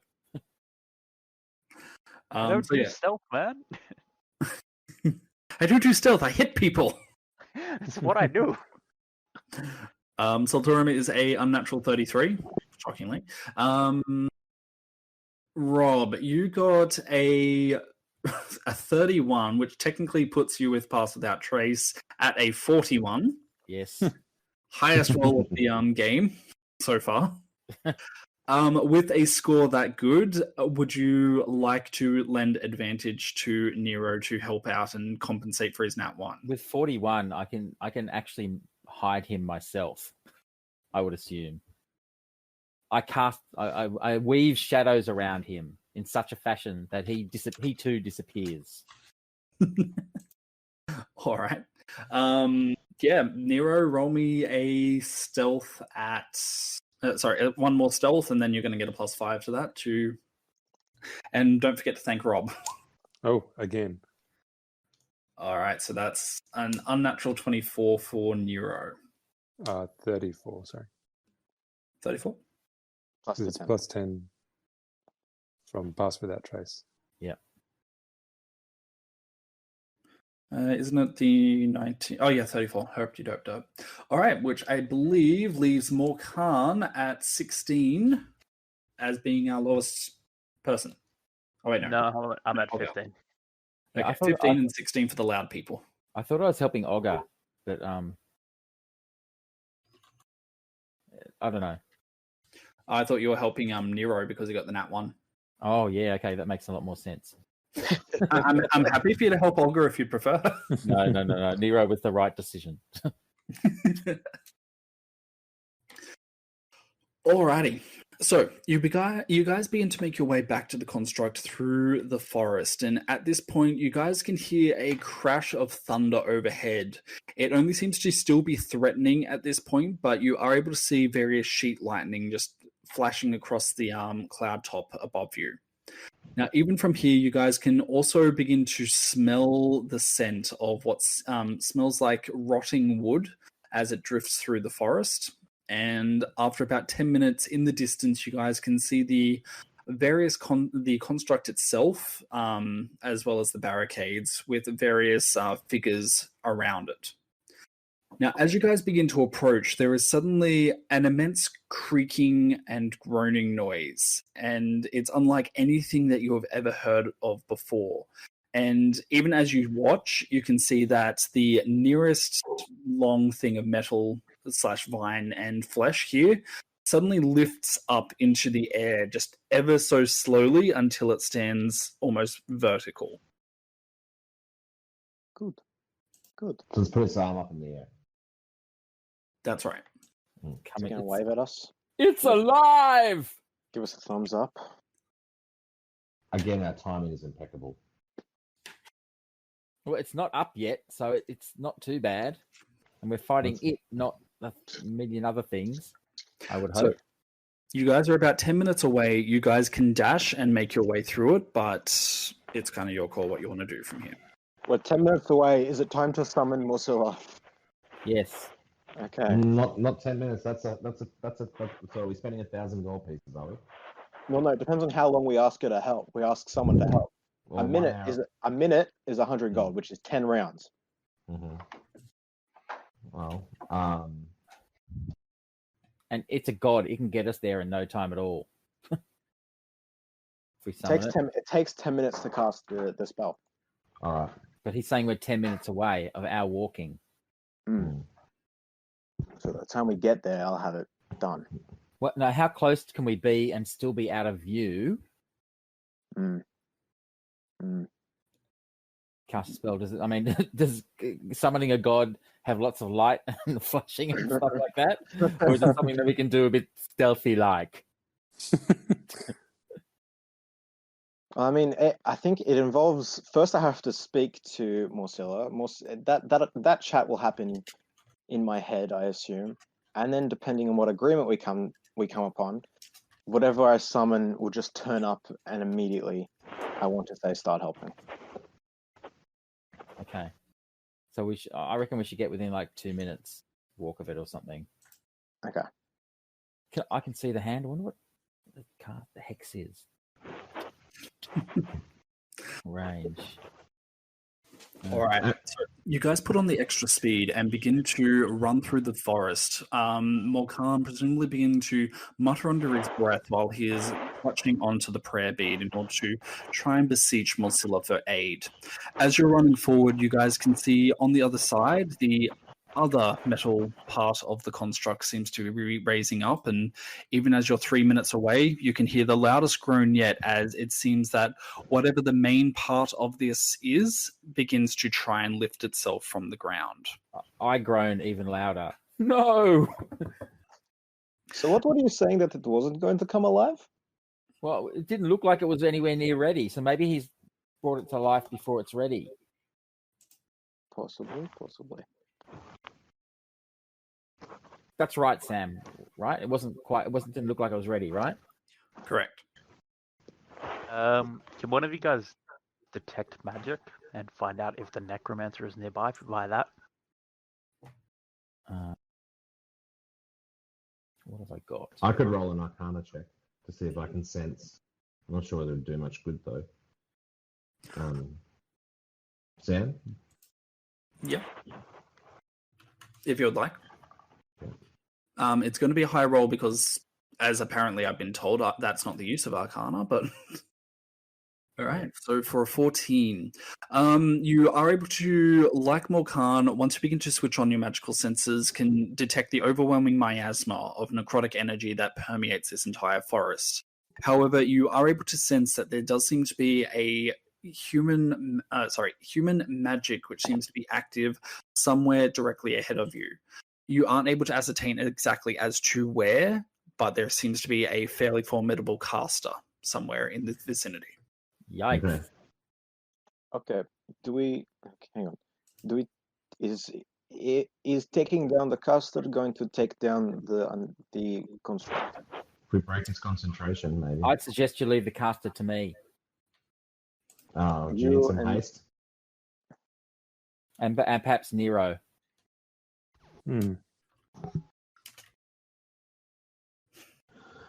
Trinket.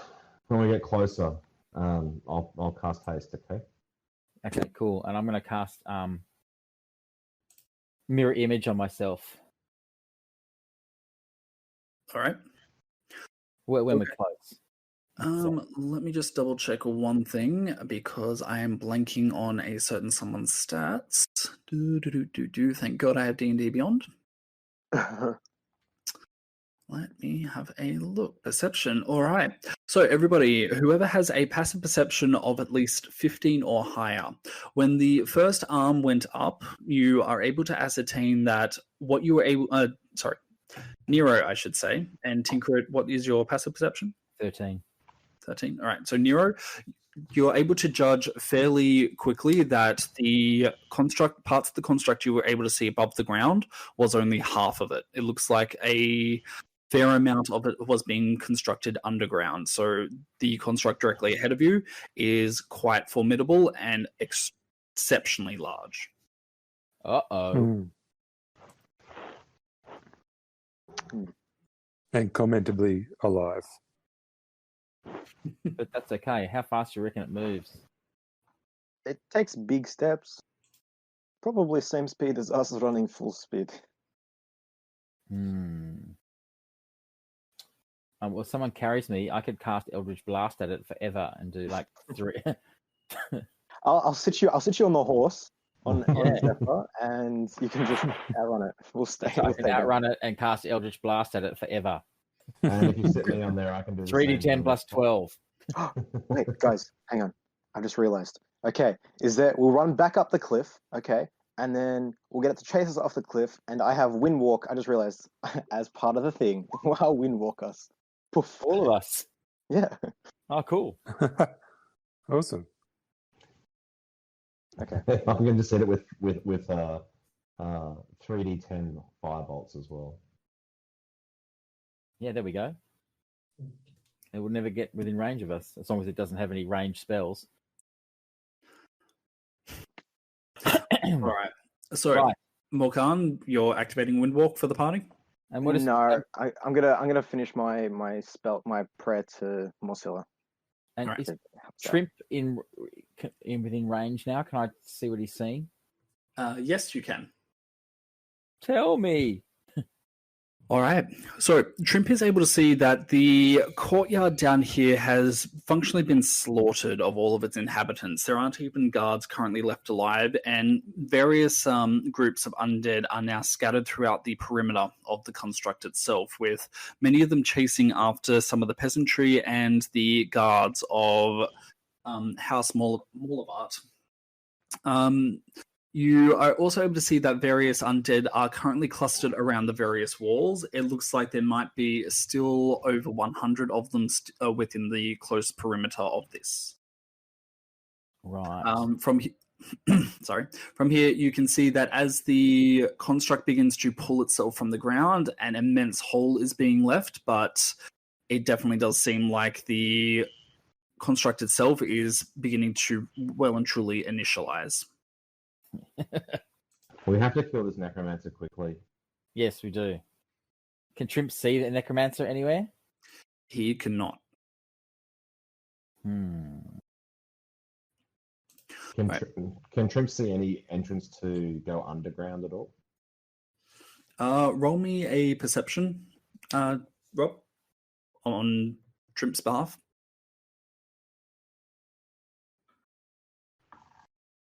13. All right. So having a look around, Trimp begins to dart back and forth, looking away for a area that you may be able to enter into the construct itself. It takes a moment before he does remember the two doors which are in the feet of the construct. But even as he has a look around and sees the arms which are beginning to brace to pull the construct out of the ground, he is able to see that the hands of the construct also seem to have trapdoors within them. Right. I'd tell Trimp to go inside one of the doors, go inside one of the feet. All right, so they are sealed by a fairly thick door, remember? Oh, no, I didn't remember. With the hand ones closed as well? That's right. All right, if we get there fast enough, I might be able to unlock it. We have to move. All right. So, anybody who would like to add any additional modifiers to getting there, or you're all good? I'm not sure how fast I fly. Fly, you fools! I can fly at 60 feet. But I think I might save that for later. So I'll start dashing at 90 feet. And be looking to find a way. So we're all still together when Tinkrit relays that there's trapdoors. So are you saying that we can get inside the construct? Yeah, through the feet and the hands. All right. But I reckon once it stands up, we won't be able to get through the feet. It's a Maybe it's hollow. It's just a big mech.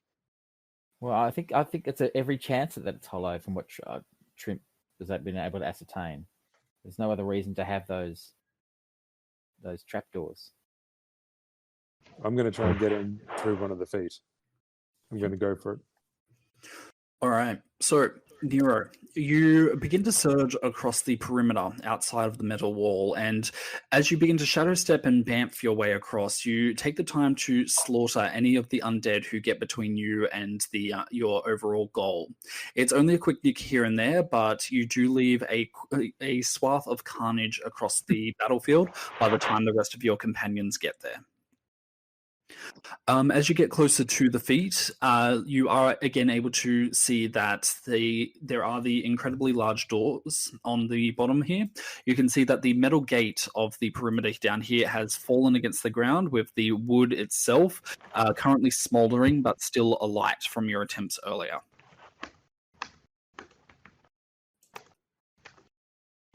All right. And are there undead, like between... Are there is anything actually guarding the entrances to the feet? Not at the current time, no. Excellent. All right. I'll do this. I try to... So I go forward and then try to break into the feet, which is not something I've ever said before. All right. So... the doors are heavily, rather heavy, much like the doors which were protecting the metallic perimeter. They are also locked, so can I please get a sleight of hand to try and get that going?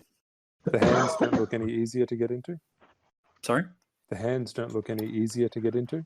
Oh, well, they're currently about 100 feet above your head, so I assumed... Oh, sorry. 27. Very nice.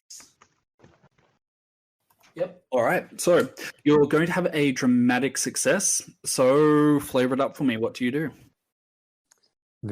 It's just one of those flow state moments that I get to the door. I can see I can feel the tension in the air, and set to work with the thieves' tools and just pop the lock, just like that. Perfect. Pop. All right, so you duck inside. From where you are, you can see that you are in a fairly enclosed area. To the side, it looks like you might be able to pop off a small panel and potentially open up an area for the rest of your party to likewise get inside if you do have enough of a strength check. Uh-oh. And Sam, I'm going to cash in a natural 20. Bum, bum, bum. Nice one. All right. So the panel in question is heavily overgrown with much of the vines, and it looks to only have been prepared for flesh to be laid over it, as you take a guess from looking at the surrounding panels. But aside from that, you have the nat 20. What do you do? I think this is going to be a chi moment. I just press my hands against it. Does it swing inwards or outwards? Sorry. Your call. It's a panel, so basically you're just getting rid of a metal wall.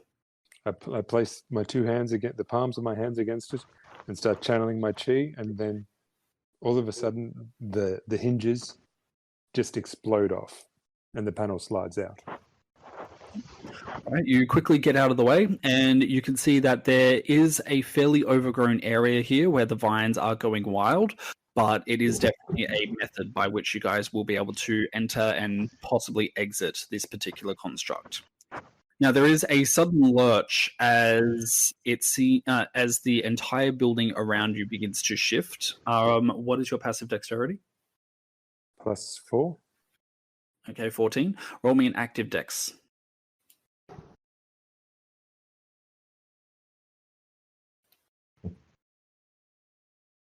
Anytime you want to make it a dex save. Yep, dex save. Oh, dex save. Happy days. I mean, you just rolled about natural 20 anyway. Oh, sorry. Times is not enough. 22. All right. So with the dex save, you are able to catch your feet very quickly before you're thrown into the vines directly in front of you. They are still writhing around and wriggling, but you are able to catch onto the ladder, which is right next to you.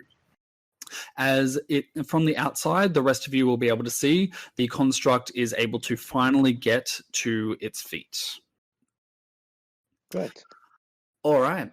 So let's head back to the rest of the party. You guys have seen Nero very quickly dash off using a mixture of his monk training, shadow stepping, and in doing so, he is also taking care of some of the undead who are currently infesting the field before you. What would you guys like to do? Piss bolt as fast as I can. Has it been 10 minutes yet? It has not. You are only about halfway there. All right, cool. Then I do nothing. All right, so you're just remaining stationary? Yep. Yep. All right. Yep. I am going after Tinker to get. Alrighty. So, and Olga, what would you like to do? So it's starting to get up now.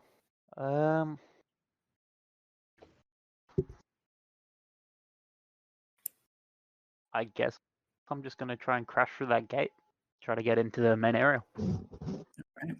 So in that case, can I please get an athletics check from Tinkrit, Solturum, and Olga as you guys dash across this battlefield? Which check? Sorry? Athletics. I'm notoriously good at those. Am I able to use acrobatics?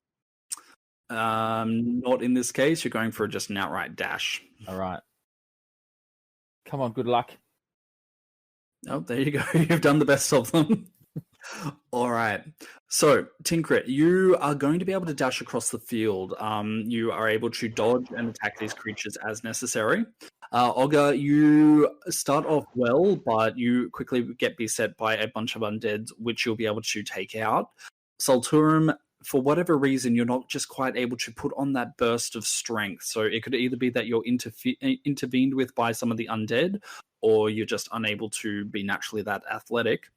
But flavor it up for me. Tinkrit, what do you do? What's in this battlefield? I am jumping. Go ahead. No, you go, mate. I'm jumping from undead head to undead head, and as I jump from the head to head, I'm stabbing through the skull with my rapier and bouncing kind of like a cattle dog on sheep. That's a distinctive image. All right. So you are able to bounce your way, and with a quickly calculated look, you hurl yourself from the head of one undead construct across the now burning barricade and to tumble at the feet of the immense construct as it stands to its gets up on both feet. You narrowly avoid being squished by it. However, you hear a clanging noise, and you are able to see that there seems to be a small panel which has been currently sticking out of an area of the vines, which are currently moving quite widely. Trimp and I make our way in, along with the shield dude. Oh yeah, I was meant to get that, wasn't I? Whoops. All right. We will. How are you going to get past the vines? They're a little bit aggressive. I will chop at them, I imagine, with my green flame blade. All right. So you snickety-snick your way through and pretty much tumble in and burn it at the same time. Sorry? And burn it at the same time because of the green flame blade. And burn at the same time. You can So smell that- the smell of cooked potato in the air now. So that my friends won't have to deal with the vines on their way through. All right. And Olga, what happens for your trip? Instead of completely dashing across the field, Olga just kind of gets caught up in the fight, just enjoying himself killing some undead. Fair enough. And Luke with Solturm? Have you seen how expensive my robes are? Like, I'm walking across an absolutely disgusting battlefield full of undead and all sorts of rotting, decaying stuff. I'm going as fast as I can while ensuring that my robes are not mutilated by this foul, disgusting field we're running across. That is very fair. All right. So I'm holding my robes up and taking mincing steps. Still getting your shoes dirty. Shut up, Tinker. Otherwise, his next pair will be made out of halfling skin. All right, guys. I'm going to give us that quick 5-minute break now, and then we can come back at 9:35. All right. So, Tinkrit and Nero, the two of you are currently in the base of the giant construct. The rest of you, for a variety of reasons, have been unable to get to the construct before it's been able to stand up all the way. Morkan, you are still attempting to summon Morsilla. Give me a second. God, how do I do this? So there is a way that I can actually split people's attention across the across two different maps. I just can't recall how. That's Right. Okay. Sorry? I'm just saying, all good. Wait, no, actually, I think I remember how. Nero, I think I need to pull you over to there. So the action to the bishop. Haha! I actually got that reference, go me. Good you. It's been a while since I've heard that reference, but go me. Yeah. Okay, nope, I apparently am at a complete loss, so ignore me. Alright, so in that case, what I'm going to do is I'm going to put the attention most on everybody that are currently outside. So, Olga, Solturm, and Morkan. So, Olga, you said that you have been distracted by the various enemies and are currently trying to take down as many of the undead as opposed to getting through to the giant construct. Is that correct? Yep. All right. So by this point, the construct is standing upright and it is making a tremendous amount of metallic groans, and there is a sudden shudder and you stumble a bit and nearly fall to an undead's cutting grasp as the ground shudders underneath you as it begins to take its first step forward. Now, as it moves, you were correct, it does have an immense stride, and with 1 foot, it is capable of moving about 60 feet. Yikes.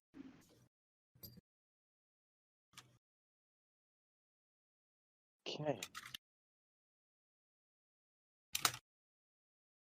All right, so what would you like to do from here? So I can't get into its feet anymore because the door's on the ground. Then You can get in. Because I was about to say we. Nero smashed a panel out. I don't believe you guys have actually advised them as to that. Oh, sorry.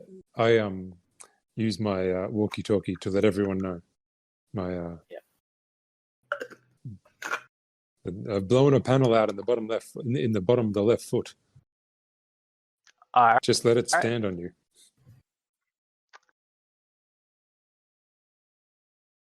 I guess I'll bolt for that panel. Alrighty, roll me another athletics if that's the case.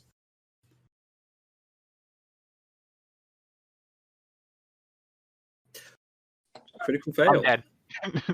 It crushes you. Oh no. Oh God. Give me a second. Oh God. Guys, I think I know what I'm using Morcilla for. I think you might. All right. Bring my 2-dimensional half-orc back to 3 dimensions, please.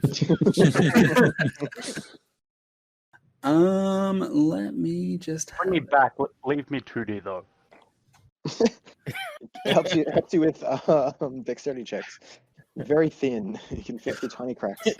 All right. So I'm going to take the suggestion that everybody's hinting at. You misjudge quite a bit of your run as you surge forward, and you almost seem to make it directly to the door. You weave your way around the equivalent of the ankle, but you manage to trip, and in doing so, you roll over just in time to witness its foot coming down and crushing you, slamming you into the ground.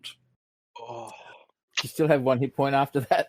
You take 26 bludgeoning damage and are considered prone. Man. Sorry? Oof. Oof. All right. That's not that bad. Could have been a lot worse. Just a flesh wound. Now, it seems to stop, and from the outside, Solturum, you are able to see that the head of the construct looks down as if it seems to detect something in a very unusually human-like manner. It then lifts up its foot again and then just slams it down once more.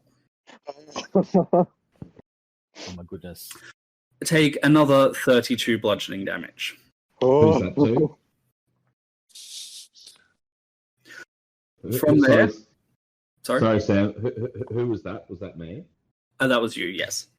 Just hold a second. Oh. Oh, sorry, no, you're not taking 32 damage. You No, are Olga witnessing Olga. Yeah. Okay. Sorry, I thought you said Solturum. Oh, no, you just witnessed the construct. It was Salturum, comma, you have just witnessed. Yeah. Okay, sorry. No, that was my bad. To read makes me speaking English is good. All right, so that's a total of 58 bludgeoning damage, which has been initiated towards Olga. You're going to sacrifice your next turn, which is bad, as you now looks like you have a variety of undead heading towards you now, Olga. Solturum, from your current state, you can also see that there is a variety of undead which are currently heading directly towards you, and also Morkan. So How far Morkan away is am I borderline now? defenseless at the moment, considering he's in the middle of his ritual spell. What would you like to do? Where am I located comparable to Morkan and Olga? On the map, it looks like I'm standing quite near Morkan. Yep. So keep in mind, each of these squares is the equivalent to 20 feet. I am going to assume that you are probably maybe within 50 feet still of Morkan. All right. I am... How far away are the undead from Morkan? They are honing in. You probably only have time for 2 actions before they get to him.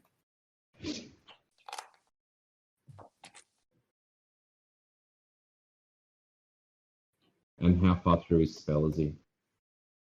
He still has another 20 seconds left.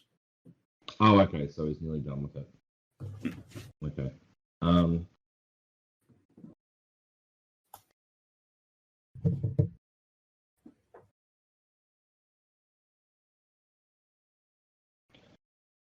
how far did you say I was away from Morkan? About 50 feet. I'm sorry, Olga. Oh, Olga. He did a full sprint, so he's about 100 feet away from you currently.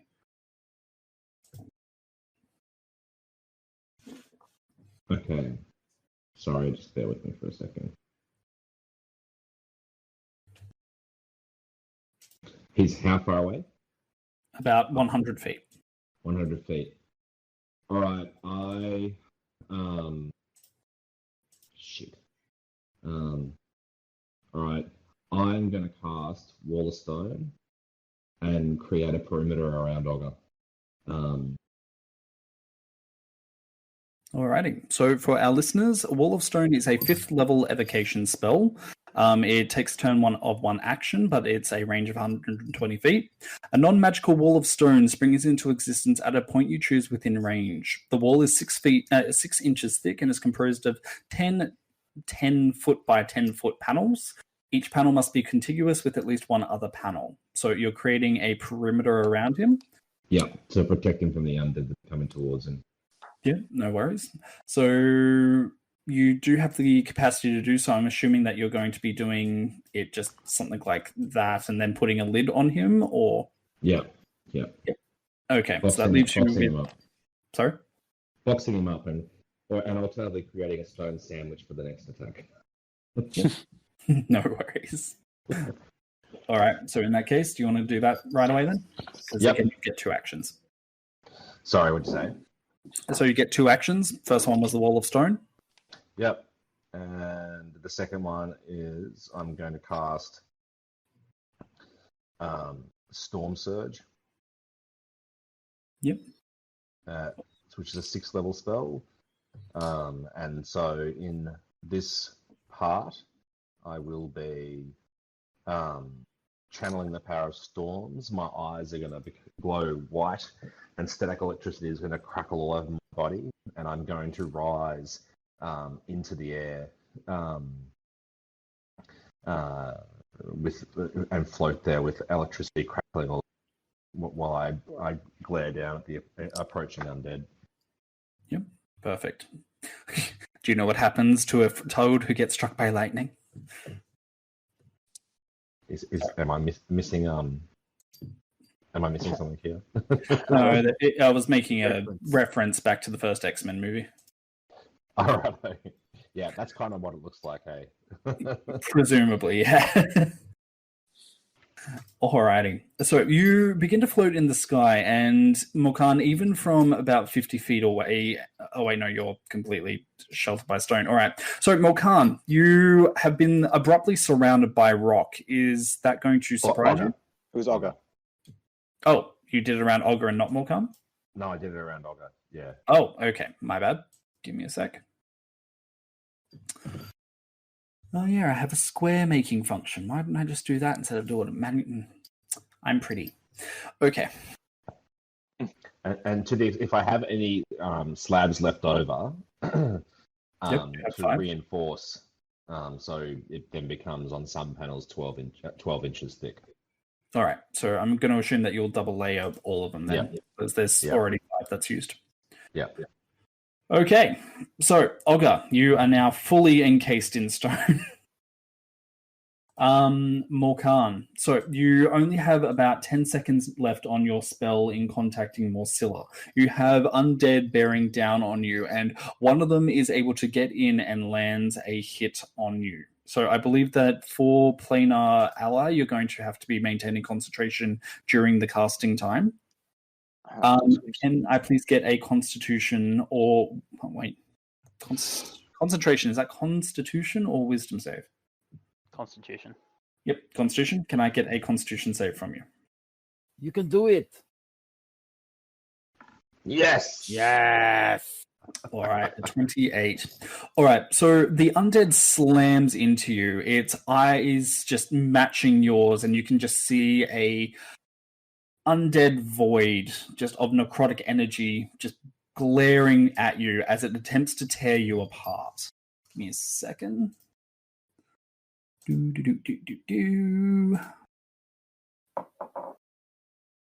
What's better, being torn apart or like being torn a new one? Being torn a new one.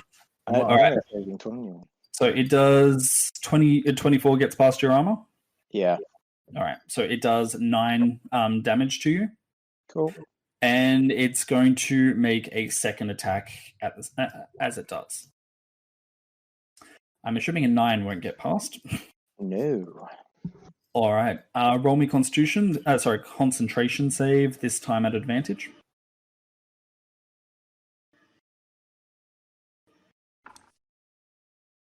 $12 and a 12. Wow. Okay. Okay. All right. I believe for the concentration here, it needs to be a 10 plus 1 for each level. Right. Oh, Okay, I'll use my 20, please. My last one. All right. I don't need to reset this. Yeah, definitely don't need to. All right. So you feel yourself beginning to lose concentration until the very last second. What do you do? I start praying faster. I'm like, no, please. It's like, Marcel, please hurry up. Marcel, I don't have time for this. And in doing so, you become apparently the first rap artist among the gods.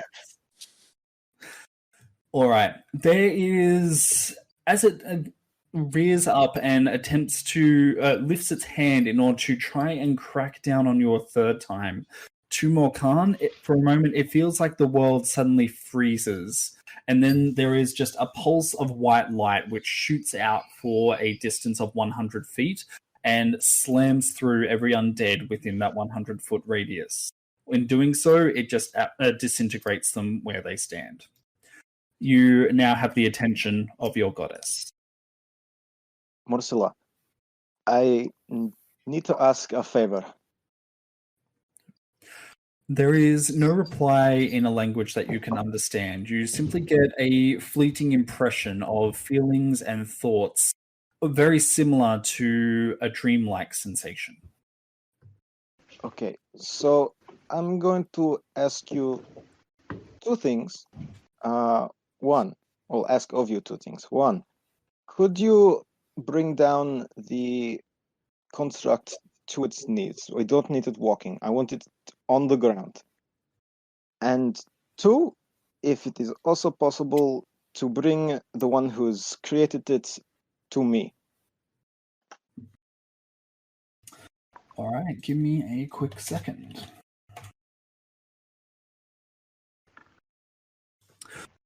All right, so the impression you get is very fleeting, as your mind suddenly has a set of what feels like blueprints suddenly being imprinted upon it.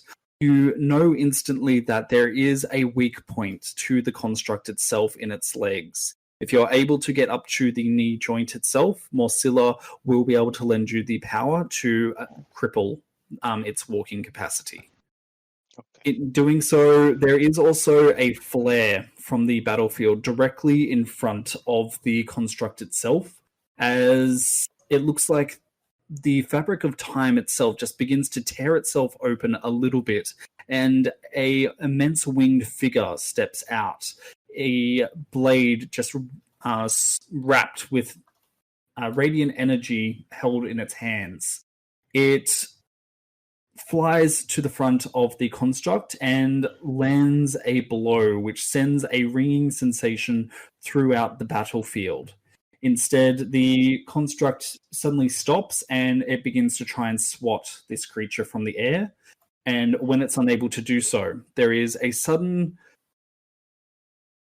silence before the eyes of the construct light up in a furious explosion of light, and two beams just shoot out and slam into the servant of Morcilla that has been summoned.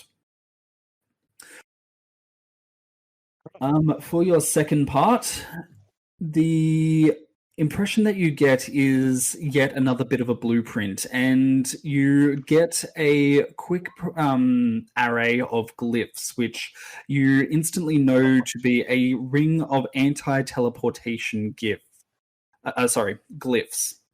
It looks like this one is universal. Nothing can be necessarily teleported out, but nothing can be teleported in. If you are able to get to the room where the Necromancer is, he will not be able to escape unless you damage those glyphs. Okay. This is good to know. All right, everybody. Thank you very much, Marcella. How much will that be? So, who would have thought the gods would be kneeling? Say that again. I said, No, I think you faded out. I'm sorry, Luke. Oh God, did I fade out? No, you're with us. Oh, good. Luke is not. I am not. The gods, You are the gods now. told him not to come. No, that's all right. That was obviously the gods telling me not to give them a shit. The gods of the internet. Yeah. All right. The last piece of information that Morsilla imparts upon you, Morkan, is the location of the Necromancer, where you simply array of glyphs zooms out, and you can see a quick image of the construct's head. Okay. Thank you very much, Marcelo. When you mention the word of payment, all you can see is simply the head of a human, and you can see yourself presenting that head to the Mother Temple of Morsilla in the capital. Okay. Thank you very much, my lady. We will be in touch. It wasn't any human, was it? Asking was the only human in the party. So, Nero, I'm going to need a big favor of you, mate. If we squint, Tinker it kind of looks like a human, right? We'll stretch it. Yes. A very short one. All right. So time begins to return back to its normal speed for you, Morkan, and in the distance you can see the celestial being that Morsilla has summoned is currently delaying the construct in its path. You and Salturum presumably now have the chance to catch up to it and join your comrades. You may need to try and do something with Olga, pry him out of the stone, perhaps. Okay. But I'm happy to give Luke a moment of awesomeness. Luke, you are currently in a field with many undead, and you now have the power of the storm at your hand. Flavor it up for me and give me a crowning moment of awesome for Solturum as you are protecting Morkan while he summons Morsilla. Well, as the undead approach, I start striking out with bolts of lightning in every direction, smashing into the undead, into the ground, annihilating groups of undead. It's like an undead electrical holocaust. I'm 60 feet above the ground, my back arched back, and like an automated, my arms just almost like they're being programmed by someone else, moving around rapidly, shooting lightning bolts off. Yep, great. All right, so Morkan, when you emerge from your trance, you can see Solturum hovering above the field like a figure from legend, calling down the wrath of the skies upon the enemies around you. Holy shit, what happened here? Does that include the construct? No. Is it getting hit? No. Okay. I just realized. I'll type it in, Sam. No worries.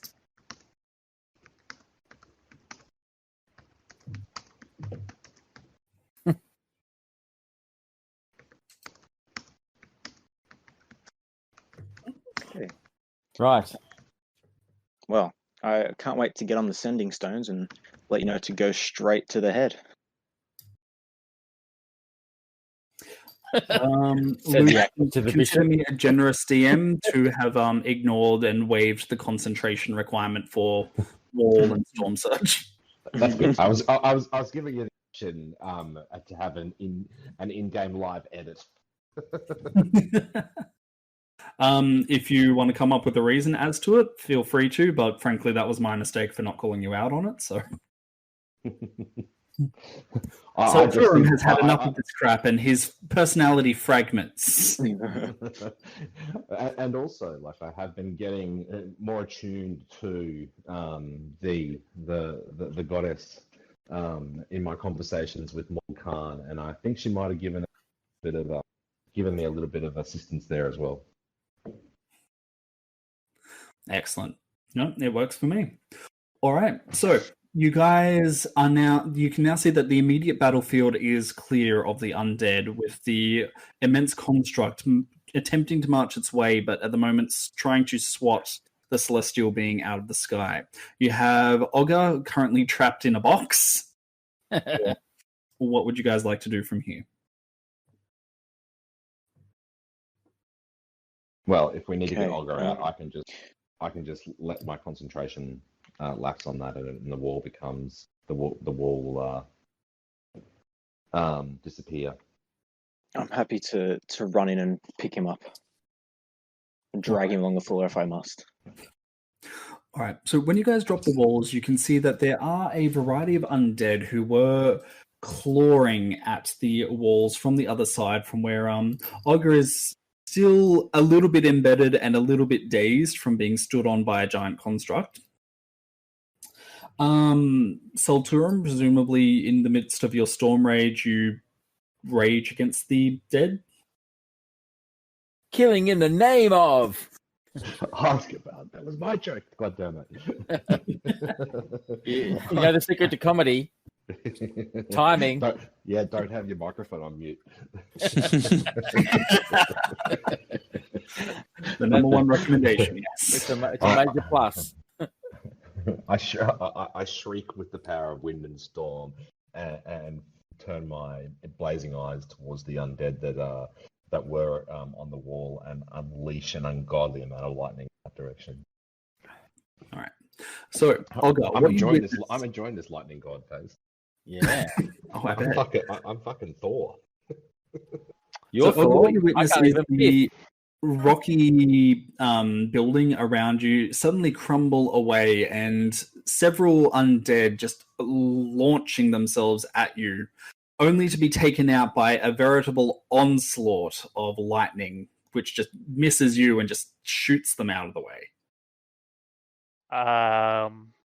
I'm just gonna go, what the hell was that? I'm gonna use my second wind, and then just like jump straight up on my feet, and then probably look over at Morgana and Solturan and be like, okay, are we still going inside or what? What's going on? That's the plan. I've got some news from Lady Morsilla. It is going to be of much help. So, let's get inside, and I'll let you know what the go is. Said the actress to the bishop. So many of these. You know, most of us just say that's what she said now. Yeah, I know, but I'm old. Touche. All right. All right. So you guys begin to head over to the construct, where it seems that it is rocking back and forth on its feet as it attempts to try and punch the celestial being out of the air. You may need to very carefully time your rush in to get through to the opening that Nero has opened up. Would you like to do this as a dexterity, an insight, or just an outright athletics? I'm gonna go athletics. Hopefully not roll a fucking 1. Is it going to be a dex save? Because can I use my ring? If not, I'll roll athletics. Would not be a save, no. Cool. I'll use athletics. Still fucking shit.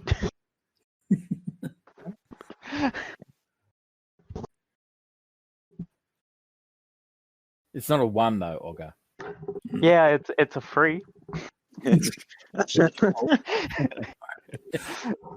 So, Olga, you are the first to rush in, and as you do so, the giant construct takes a misstep back, and you very quickly dodge out of the way as it slams down where you previously were. Presumably, you have a moment of PTSD at the crushing, but you are unable to make your way across to the opening. However, you do see Nero and Tinker peering out of it at you. I go, bro, come on. It keeps moving, man. Addison, Is there any way I could throw a you rope are out going to to be help them? successful. Flavor it up for me. I'm doing the Zach Galifianakis, the math gif, just going through my head, I'm watching. I'm calculating the trajectory and everything, and I just dive straight in. We could try to do that and then roll a fucking 1. Tinkrit and Nero, roll me deck saves. You guys just currently have a projectile Goliath in plate armor heading towards you. Sorry, your saves get +4 because I'm on the way. Wow, how'd you roll that low, Michael? I know. You got, All right. you got +4 because Morkan gave him +4. My +4 is me yelling, "Move!" Move, bitch, get out the way.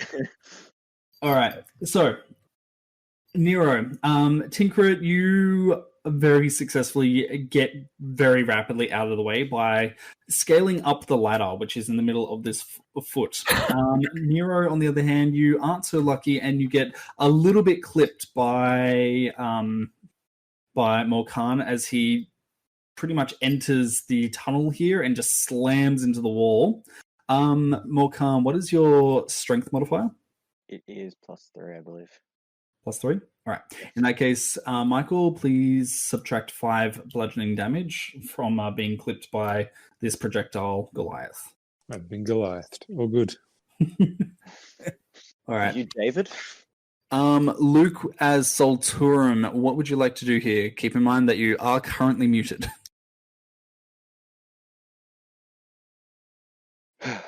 I mean, he's flying. He'd like to remain silent. He's falling asleep again. He falls asleep, but mid-air casting bolts of electricity. Every little Z is actually a lightning bolt. No, he's just gone mad with power, Palpatine style, and he's just zapped. Yes. Doesn't it happen to Storm in one of the X-Men films? It's been so long since I've seen them. I think Storm consistently remains good, but I'm not the authority on Marvel. Age of Apocalypse. What happens there? Is In the everyone comic books, I'm pretty sure she goes evil at some point. Yeah. is everyone in the construct now? Everyone but Olga and yourself. All right, I'm going to remain shooting undead. Are you? And clearing Olga's path to the construct. Fair enough. All right. So for everyone within the construct, you guys keep hearing immense crashes of lightning, and at one point just see bolts flying past. Nero and Tinkrit, you're not entirely sure what it is, but last you knew there was nothing capable of producing that level of firepower. Get Trim to fly out and have a look. Well, you see Solturum-ing. Salty old boy, well done, huzzah! Nero looks at you in confusion. I explained to Nero what I'm doing, what I'm clapping about. Looks like rain. Okay, Luke with Olga, you have done an athletics check. So you may now have your choice of either a dexterity check, or what was the other one I said? Insight, I think. Doesn't Nero use rope of entanglement to drag him in? Sorry? Doesn't Nero use rope of entanglement to drag him in? I will allow that to give him advantage, but he will need to do the dexterity. Yay! You can do it! This is not going to go well for me.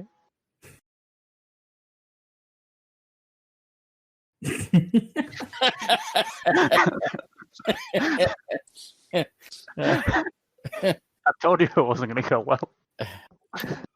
All right.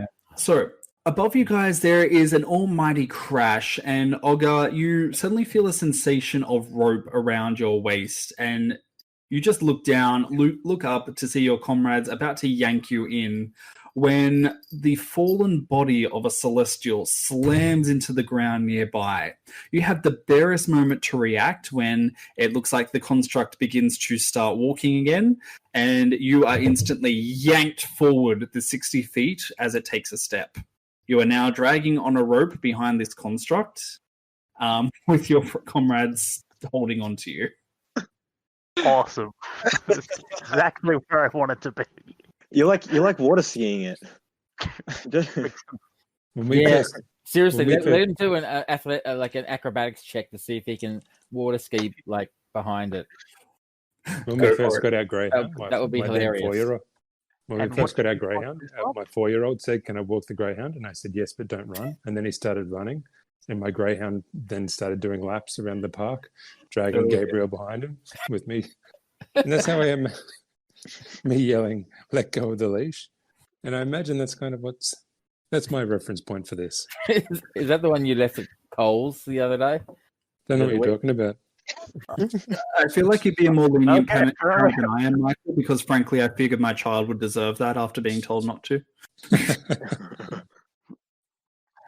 Apparently, Alright. I'm water skiing. So, okay, you got an unnatural 20. What are you doing to gather your feet here? I'm gonna say there's 2 bits of the destroyed wall, and I just put one foot on each of them, or foot on bit, and I'm actually now just like skiing behind it, getting dragged on. So Solturum, when you turn around, you could witness what looks like Ogre now skiing behind the construct as he's being pulled along with every step it takes.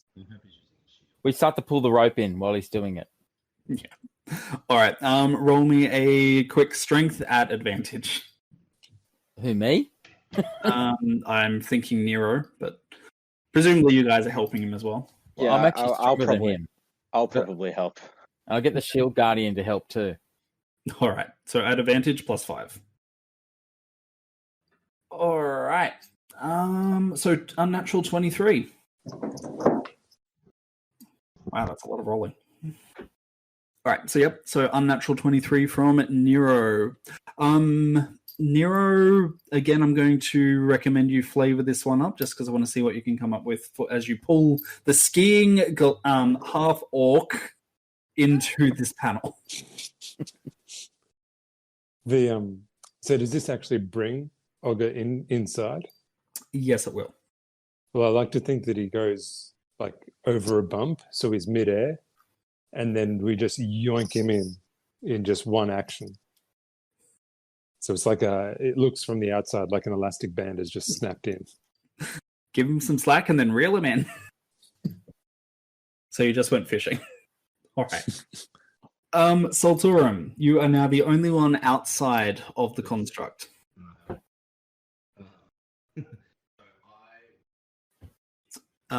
You sound very, very distant at the moment, I Luke. yell from the other side of the room. This is good. We can't hear him from where he actually is. Okay, is that better? But I need to hear him. Is that better? Yes. Yes. Yeah. Okay, so while this has all been going on, I've been moving flying closer to the construct. Okay. Until I'm within 30 feet of the left leg, and I'm going to shout out to everyone I can see at the thing that Nero punched out in the wall. Get out of the way, and Misty step in. Alrighty. So, in that case, your comrades presumably get out of the way in time for you to do so. And congratulations, you guys are now all in your little robot. We're in the mech. Let's go, boys. Give me a quick second while I bring you over to the new map. Oh yeah, there's a map for it.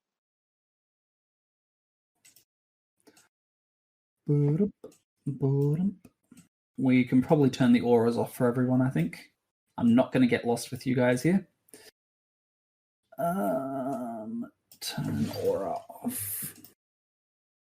If I manage to lose Ogre and Tinkrit, though, I apologize.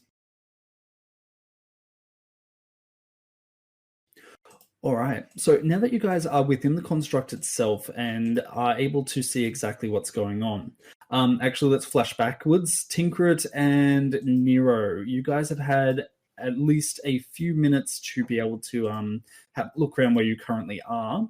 So what you can see at the moment is you seem to be in a small little alcove, which seems to be acting as a landing almost. Directly in the middle of this is a ladder which goes up and deeper into the construct itself. But with the rocking and swaying, it looks like it might be a bit of a difficult trip to actually climb this thing. Aside from that, you are surrounded by the writhing vines, the ongoing rotting flesh smell that you're just not going to be able to get away from at this point. Yummy. And the ongoing issues with the just having to sway with the motion of this thing, of the construct itself. Okay, well, that's kind of up my alley, acrobatics and stuff. Well, if that's a ladder, we don't need to do an acrobatics or anything like that check on a ladder. That would be something that we should be able to climb without too much of a problem. Is that right? It would normally be the case, but it is also a constantly swaying ladder. How many minutes have I got left on? I know. Yep. How many minutes do I have left on the storm surge? I'd probably say you're about to run out, so enough for 3 actions, and that might be about it. Okay. So we got to go up. Mm-hmm. And we could. So there is. I've got an idea. Why don't you try smashing the crap out of like the knee area and stop it from walking? I guess I'll fill you in on what Morsilla's told me then. I didn't know when was a good time. Probably now. So everybody, I contacted Morsilla. She's told me that she can aid me in stopping the construct from moving.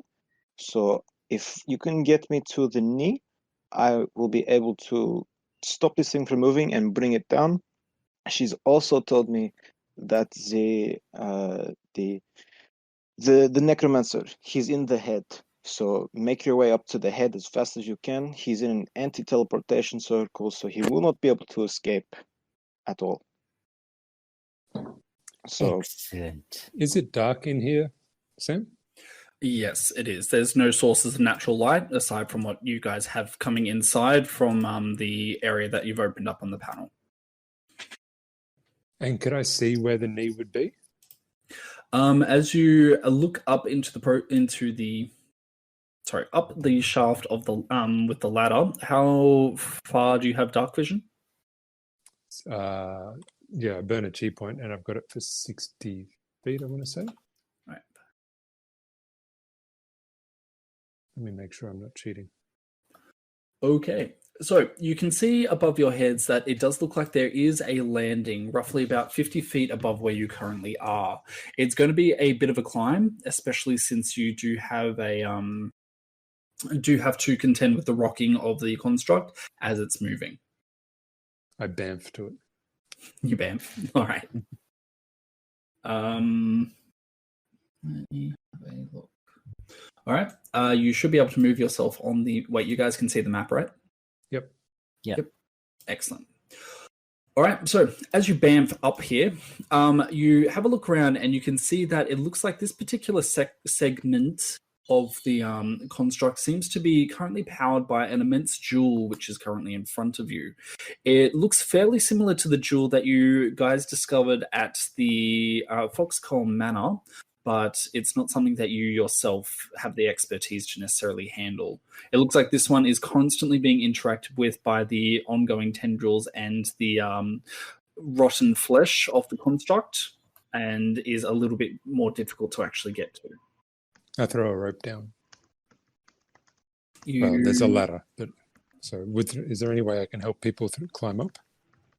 Yeah, that should be fine. Give me a sec. So do you have a 40-foot rope?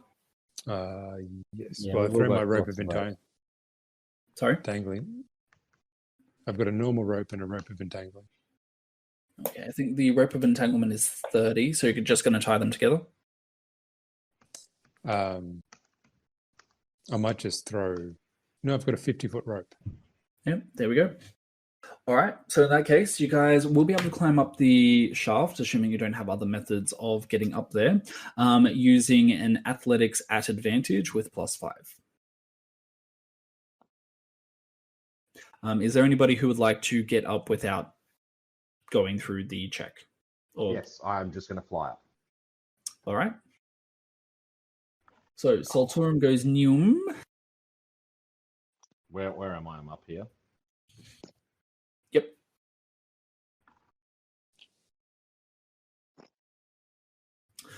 All right. So, Morkan, you have gotten an unnatural 31 for athletics. Tinkrit has not rolled his second time yet.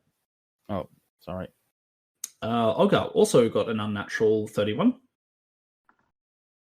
And Tinkrit has an unnatural 29. All right, so you guys are pretty much going to be able to mission impossible this. Anybody want to add flavor to your climbing up to this of the ladder shaft?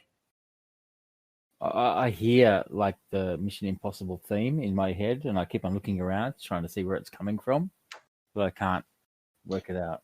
Trim's whispering into your ear. Trim is in the other ear also harmonizing. I feel like at this point, didn't last week we establish that Tinker had made the carabiner? Oh yes, I invented the carabiner. That's right. Yes, we apply some carabiners and we make our way up.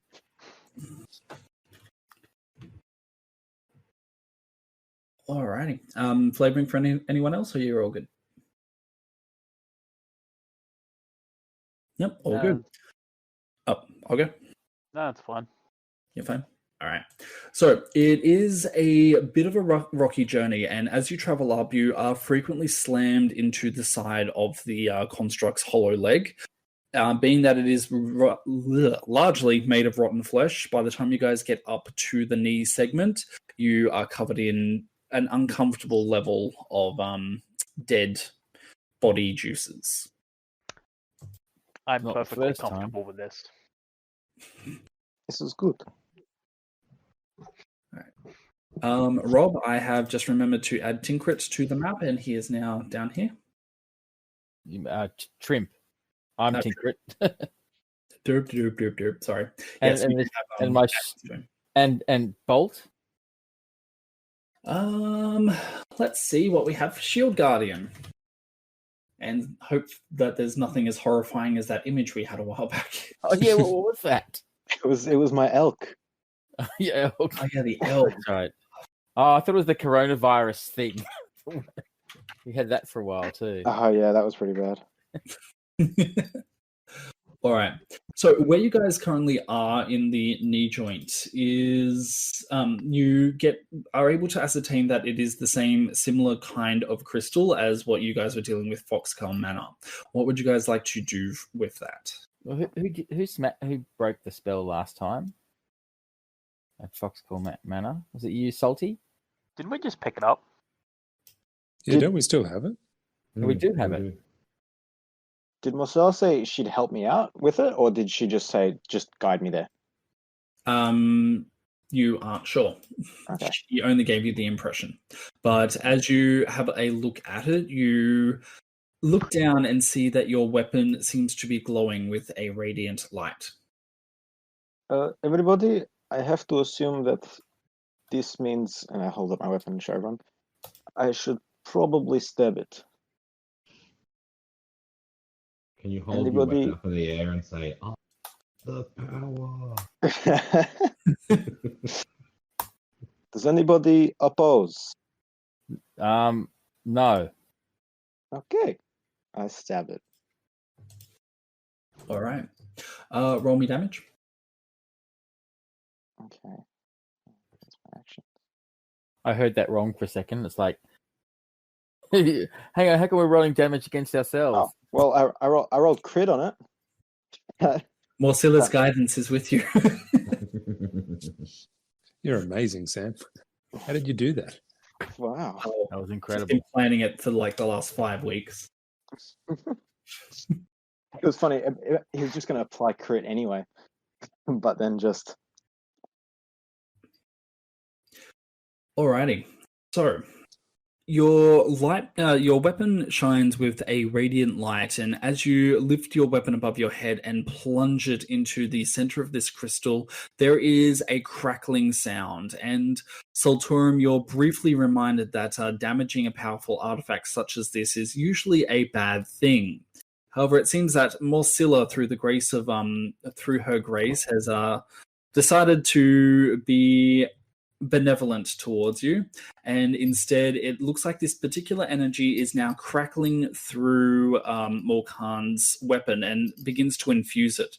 There is a shattering sound as the crystal itself abruptly breaks in two before it just disintegrates into a very fine sand. Morkan, you have a Corpse Slayer halberd, correct? Yes, I do. I'm considering now that to be a +3 weapon. +3 weapon? Oh, yeah. Nice. Sounds good. I'll update that in a second. All good. All right. So around you, there is a horrible shuddering noise, and in particular, you guys can now suddenly hear metal grating against metal as it seems that everything around you is all of a sudden very loose and begins to slowly come apart. From where you guys currently are, you can see that you are in a bit of a hinge area, and unless you guys get up the ladder now, it seems that you may be left behind with the foot that you have now disconnected as the various plant tendrils on that segment stop moving. Can I see? Is there another ledge that we can see? Let me calculate that one. Yes, there is another one directly ahead of you. Above you. Wait. I nightcrawler to it. All right, Banff. Should I be making like a dex save or something to make sure I land? Because I assume this isn't easy. Oh, trust me, I'm about to just have a lot of fun with you guys right now. So, athletics to get up, or yeah, I'm doing this as a reaction, so just hit me with a athletics or use your passive. Oh, just fly up there. Ugh. Oh, man. These athletics are killing me, man. Oh, I got 219 for athletics too. The halfling that one too. When people when we say the halfling that one, it means he actually rolled a 2. Just for any viewer who is currently confused. All right, so Olga, you have rolled a nat 1. Would you like to cash that in now, or would you like to stash it? Let's cash it in now. Let's see how bad it goes. All right. What about a 20? Sorry? Don't you have 20s up your sleeve, Olga? You can't combat on that one with 20. Oh, that's right. Yeah, fuck, I forgot. We're playing for pink slips now. Yep, we're playing for pink slips. All right. So you're cashing it in as we speak. So what happens is as you begin to get up the ladder, there is a jolt through the entire construct, which is enough to almost cause you to let go of the ladder. Everybody else begins to encounter the same issue, and even Nero begins to stumble from his location safe up on the landing directly above you. There is another horrific jolt, followed by a scream as metal tears from metal, and you guys abruptly experience a sensation of complete weightlessness as this construct begins to tip and fall onto its side. There is an immense crash, and the majority of you just feel this unfathomable sense of pain shooting through you. Give me a sec, guys. I'm going to be rolling damage for y'all. I take it me flying, not having any. This one, no. No. Not when you're in a giant machine that just fell over. Yes. No dexterity save?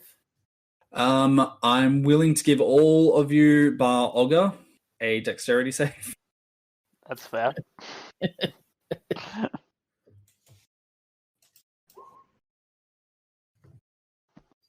Yeah, I'm going to succeed on that one, actually.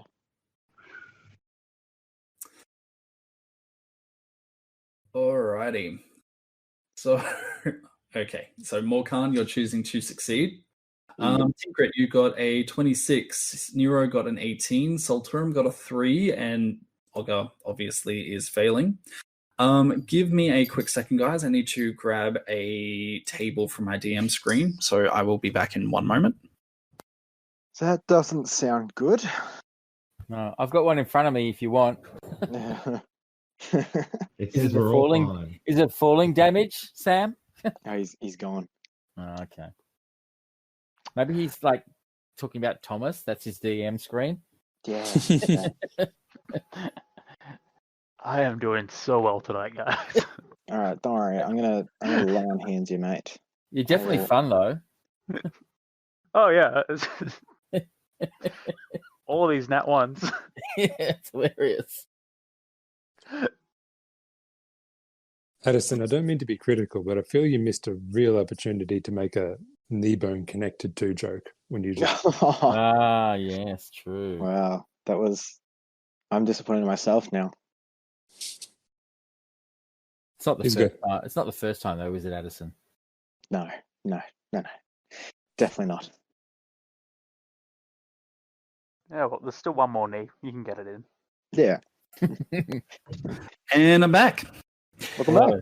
All right, so you guys are probably going to be cursing the fact that you recently leveled up, as that puts you into a completely new tier in terms of traps, damage, and severity. So, ladies and gentlemen, I present to you the consequences of a Nat 1 in Endgame, as you are... I'm now going to be rolling the deadly damage amount for characters up to 16. 18d10. Wait, what? It's a deadly damage level by severity is 18d10.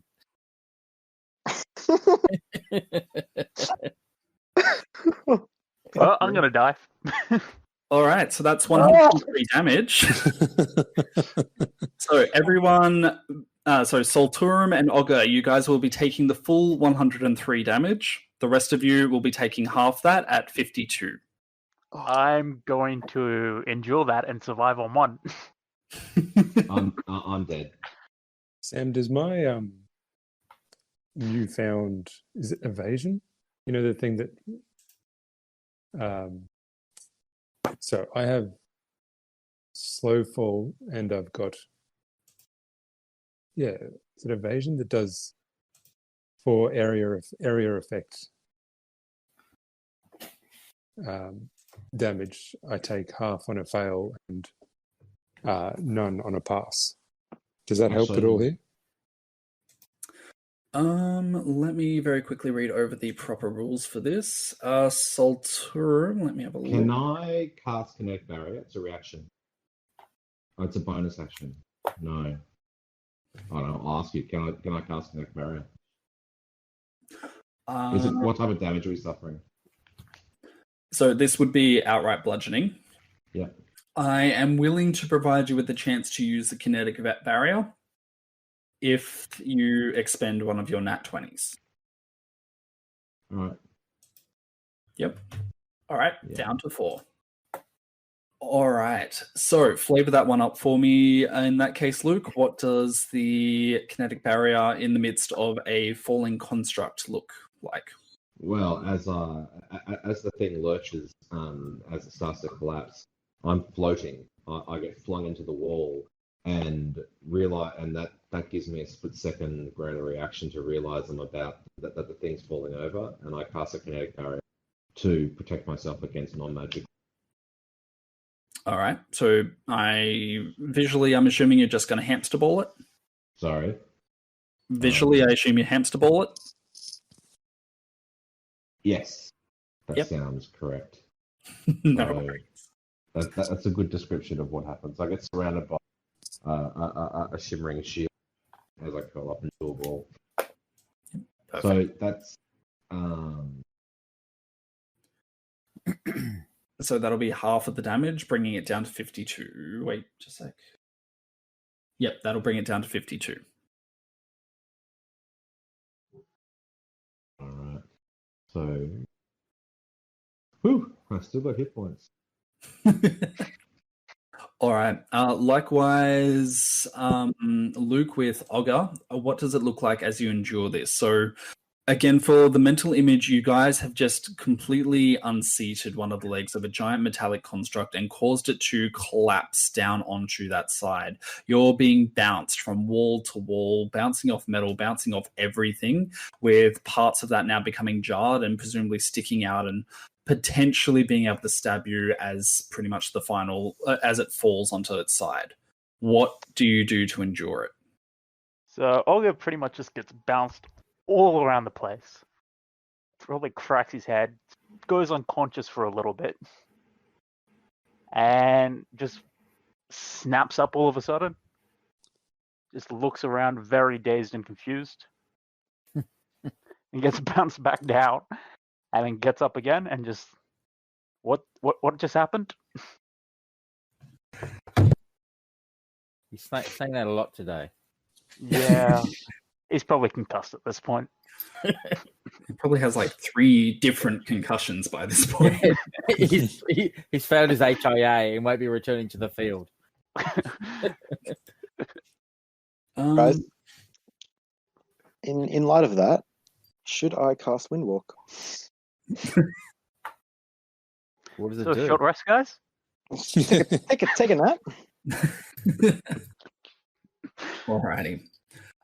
So yes, the shaft that you're currently in has turned into a fairly slim walkway that you guys can functionally crawl up to get up to the leg joint over here.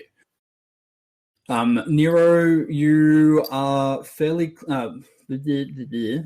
right here where I'm pinging. There is a trapdoor which leads upwards. For all intents and purposes, guys, I'm actually going to retcon it. The entire construct is not on its side because, frankly, that's going to be a bitch for me to work out in terms of the map.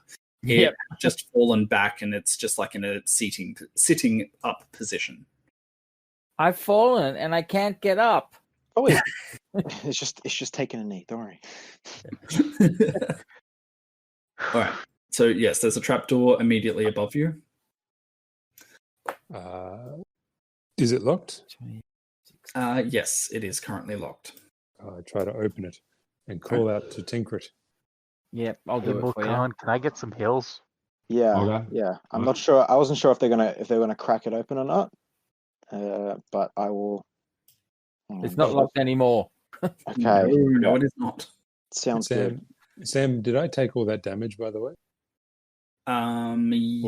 Or did my evasion? Oh, I apologize. I was looking at that, wasn't I? Give yourself, I'm going to say 40 hit points. I'll go. I'll take that out of my lay of hands. Okay, Michael, I'm going to give you a challenge. If you can flavor it up well enough that I accept it, you will take no damage. Oh my. What happened? And Morsilla was, the monks at the monastery were followers of Morsilla, weren't they? Correct. So if this works, as that energy, as that crystal blew up with the energy of Morsilla, it lit up my chi power, making me go into total bullet mode, then allowing me to just shadow step my way up and around and through the vines as they lashed round and dodging each impact as I was just about to slam into the wall. Let's see, all the while being haloed in the nimbus of Morsilla's light. I will accept it. You may get away with getting no damage. By the way, I had my shield guardian takes half my damage, so half of the half. So pass my dexterity check. So I get 26, but he gets a shitload. Yeah, I was about to say. He gets 52 plus 26. The Shield Guardian also joins the Union. He was down to 66, but now with the round that we've just had, he's back up to 76 because he gets 10 every round. Yep, I see that one through the regeneration. Yep. Very nice. All right. So, Morkan, you have applied a Cure Wounds to Ogre, is that right? Yeah, so I've dumped 40 hit points from my lay of hands and an extra 12, so he's gotten 52 hit points back. right. While we're at it, does anyone, so Ciruimon, I'll give you some hit points too. You're probably looking worse for wear. Do you have an area of effect one or something? Unfortunately, not. I wish I did. Do you have that the mass prayer one where we like pray for 10 minutes? No, I don't. You don't. I think that's a. I think that's a level 5 spell. I think it's like level 2. For a cleric, it is. Or if it's not on the paladin spell list. Well, I'm going to give Addison a flavor challenge for him as well. So Ogre has been severely damaged to the point he's been brought down to 1 HP. When you cure him, what ailments and injuries are you healing him of? So I assume he's pretty broken, bloodied, bones sticking out maybe. I'm actually gonna use my new +3 weapon, which sounds very odd, but because every one of my thing does radiant damage, I'm gonna use some of that to like cauterize his wounds, set some bones in place, and maybe even, guys. Now this is a risky one, guys. That necklace of prayer beads, it has the beads on the thing. I'm thinking, because I don't want to make it too overpowered, I crush the planar ally thing, so I can't use it anymore, because for one, it's a hassle, and two, it feels overpowered. I crush that and maybe use the power from crushing it to give him some Heal everybody. And heal everybody. Okay. I am actually happy to allow that. You may cast a planar. What's the level 5 healing? Is it just mass cure wounds? I believe so. Hang on, I don't have it at all, so I'll have to look through. It's all good. That's why I have D&D Beyond. Yep, it is a 5th level. All right, you may get a use of mass cure wounds, and you may. Oh, sorry. Yep, mass cure wounds. Okay, we're good. Cool. All right. So yes, what injuries were you healing him of? So, for Olga, it would have been basically setting all his broken bones, maybe even cauterizing his wounds with my weapon, and maybe just wiping some of his tears away. Giving a little kiss on the cheek. It'll be okay, Olga. They're there. All right. So, with that in mind, with all the healing ministrations are done, you guys. So, what was how much did you end up giving any healing to me? Sorry, I missed that. Oh, the rest of us. Do you want me to? Oh wait, no, there it goes. There you go. So it's plus my spell mod, which is, hang on, I think it's 4. All right, so 19 per person. Yeah. Yep. Oh, not 17. Okay. No, Cool. unfortunately, I cast it twice. Oh, okay, by accident. Okay, cool. Yeah. Awesome. I feel somewhat more ASMR now. 81. All right. With that, you guys begin to make your way through the trapdoor that Tinkrit was very easily able to open and crawl out into what looks like a small space which seems to make up the pelvis of the giant construct. It doesn't look like there is anything currently here, aside from 2 additional ladders, one which presumably leads down into the other leg, and one which leads further up into the body. With that, we shall finish the session because it's about 11 p.m. Fantastic. Thank you very much, Sam. That's all right. Congratulations. Excellent map making too, I might say. Yeah. I would like to confirm this map I did not make, but thank you. I appreciate the sentiment. Excellent map finding, Sam. Yeah. Thank you. Excellent Googling. I try. Would you guys like to nominate your MVP for the session? More calm. Yeah, I vote Ogre for his skiing. I'm gonna have to go more card like. That was my idea. No, it wasn't actually. More calm because hey, got stood on twice by the construct. sorry, Olga, he got stood on twice by this construct, got back up, and skied behind the construct. Like, Olga is having a very mixed day. Like, yeah. Ups But and I downs. want to give a half. Khan's plane, the angel which attacked and the Helpy goddess saved us because it also helped us not die just at the end there. So, Alrighty. In that case, Addison, congratulations. You're going to have one Nat 20 added back to your stash of now 1. Thank goodness. And would you like mage, rogue, or melee? Ooh, let's see. I went with melee last time. I'm not going to get much use out of rogue. Let's go mage. Alright. Hit me with a D10.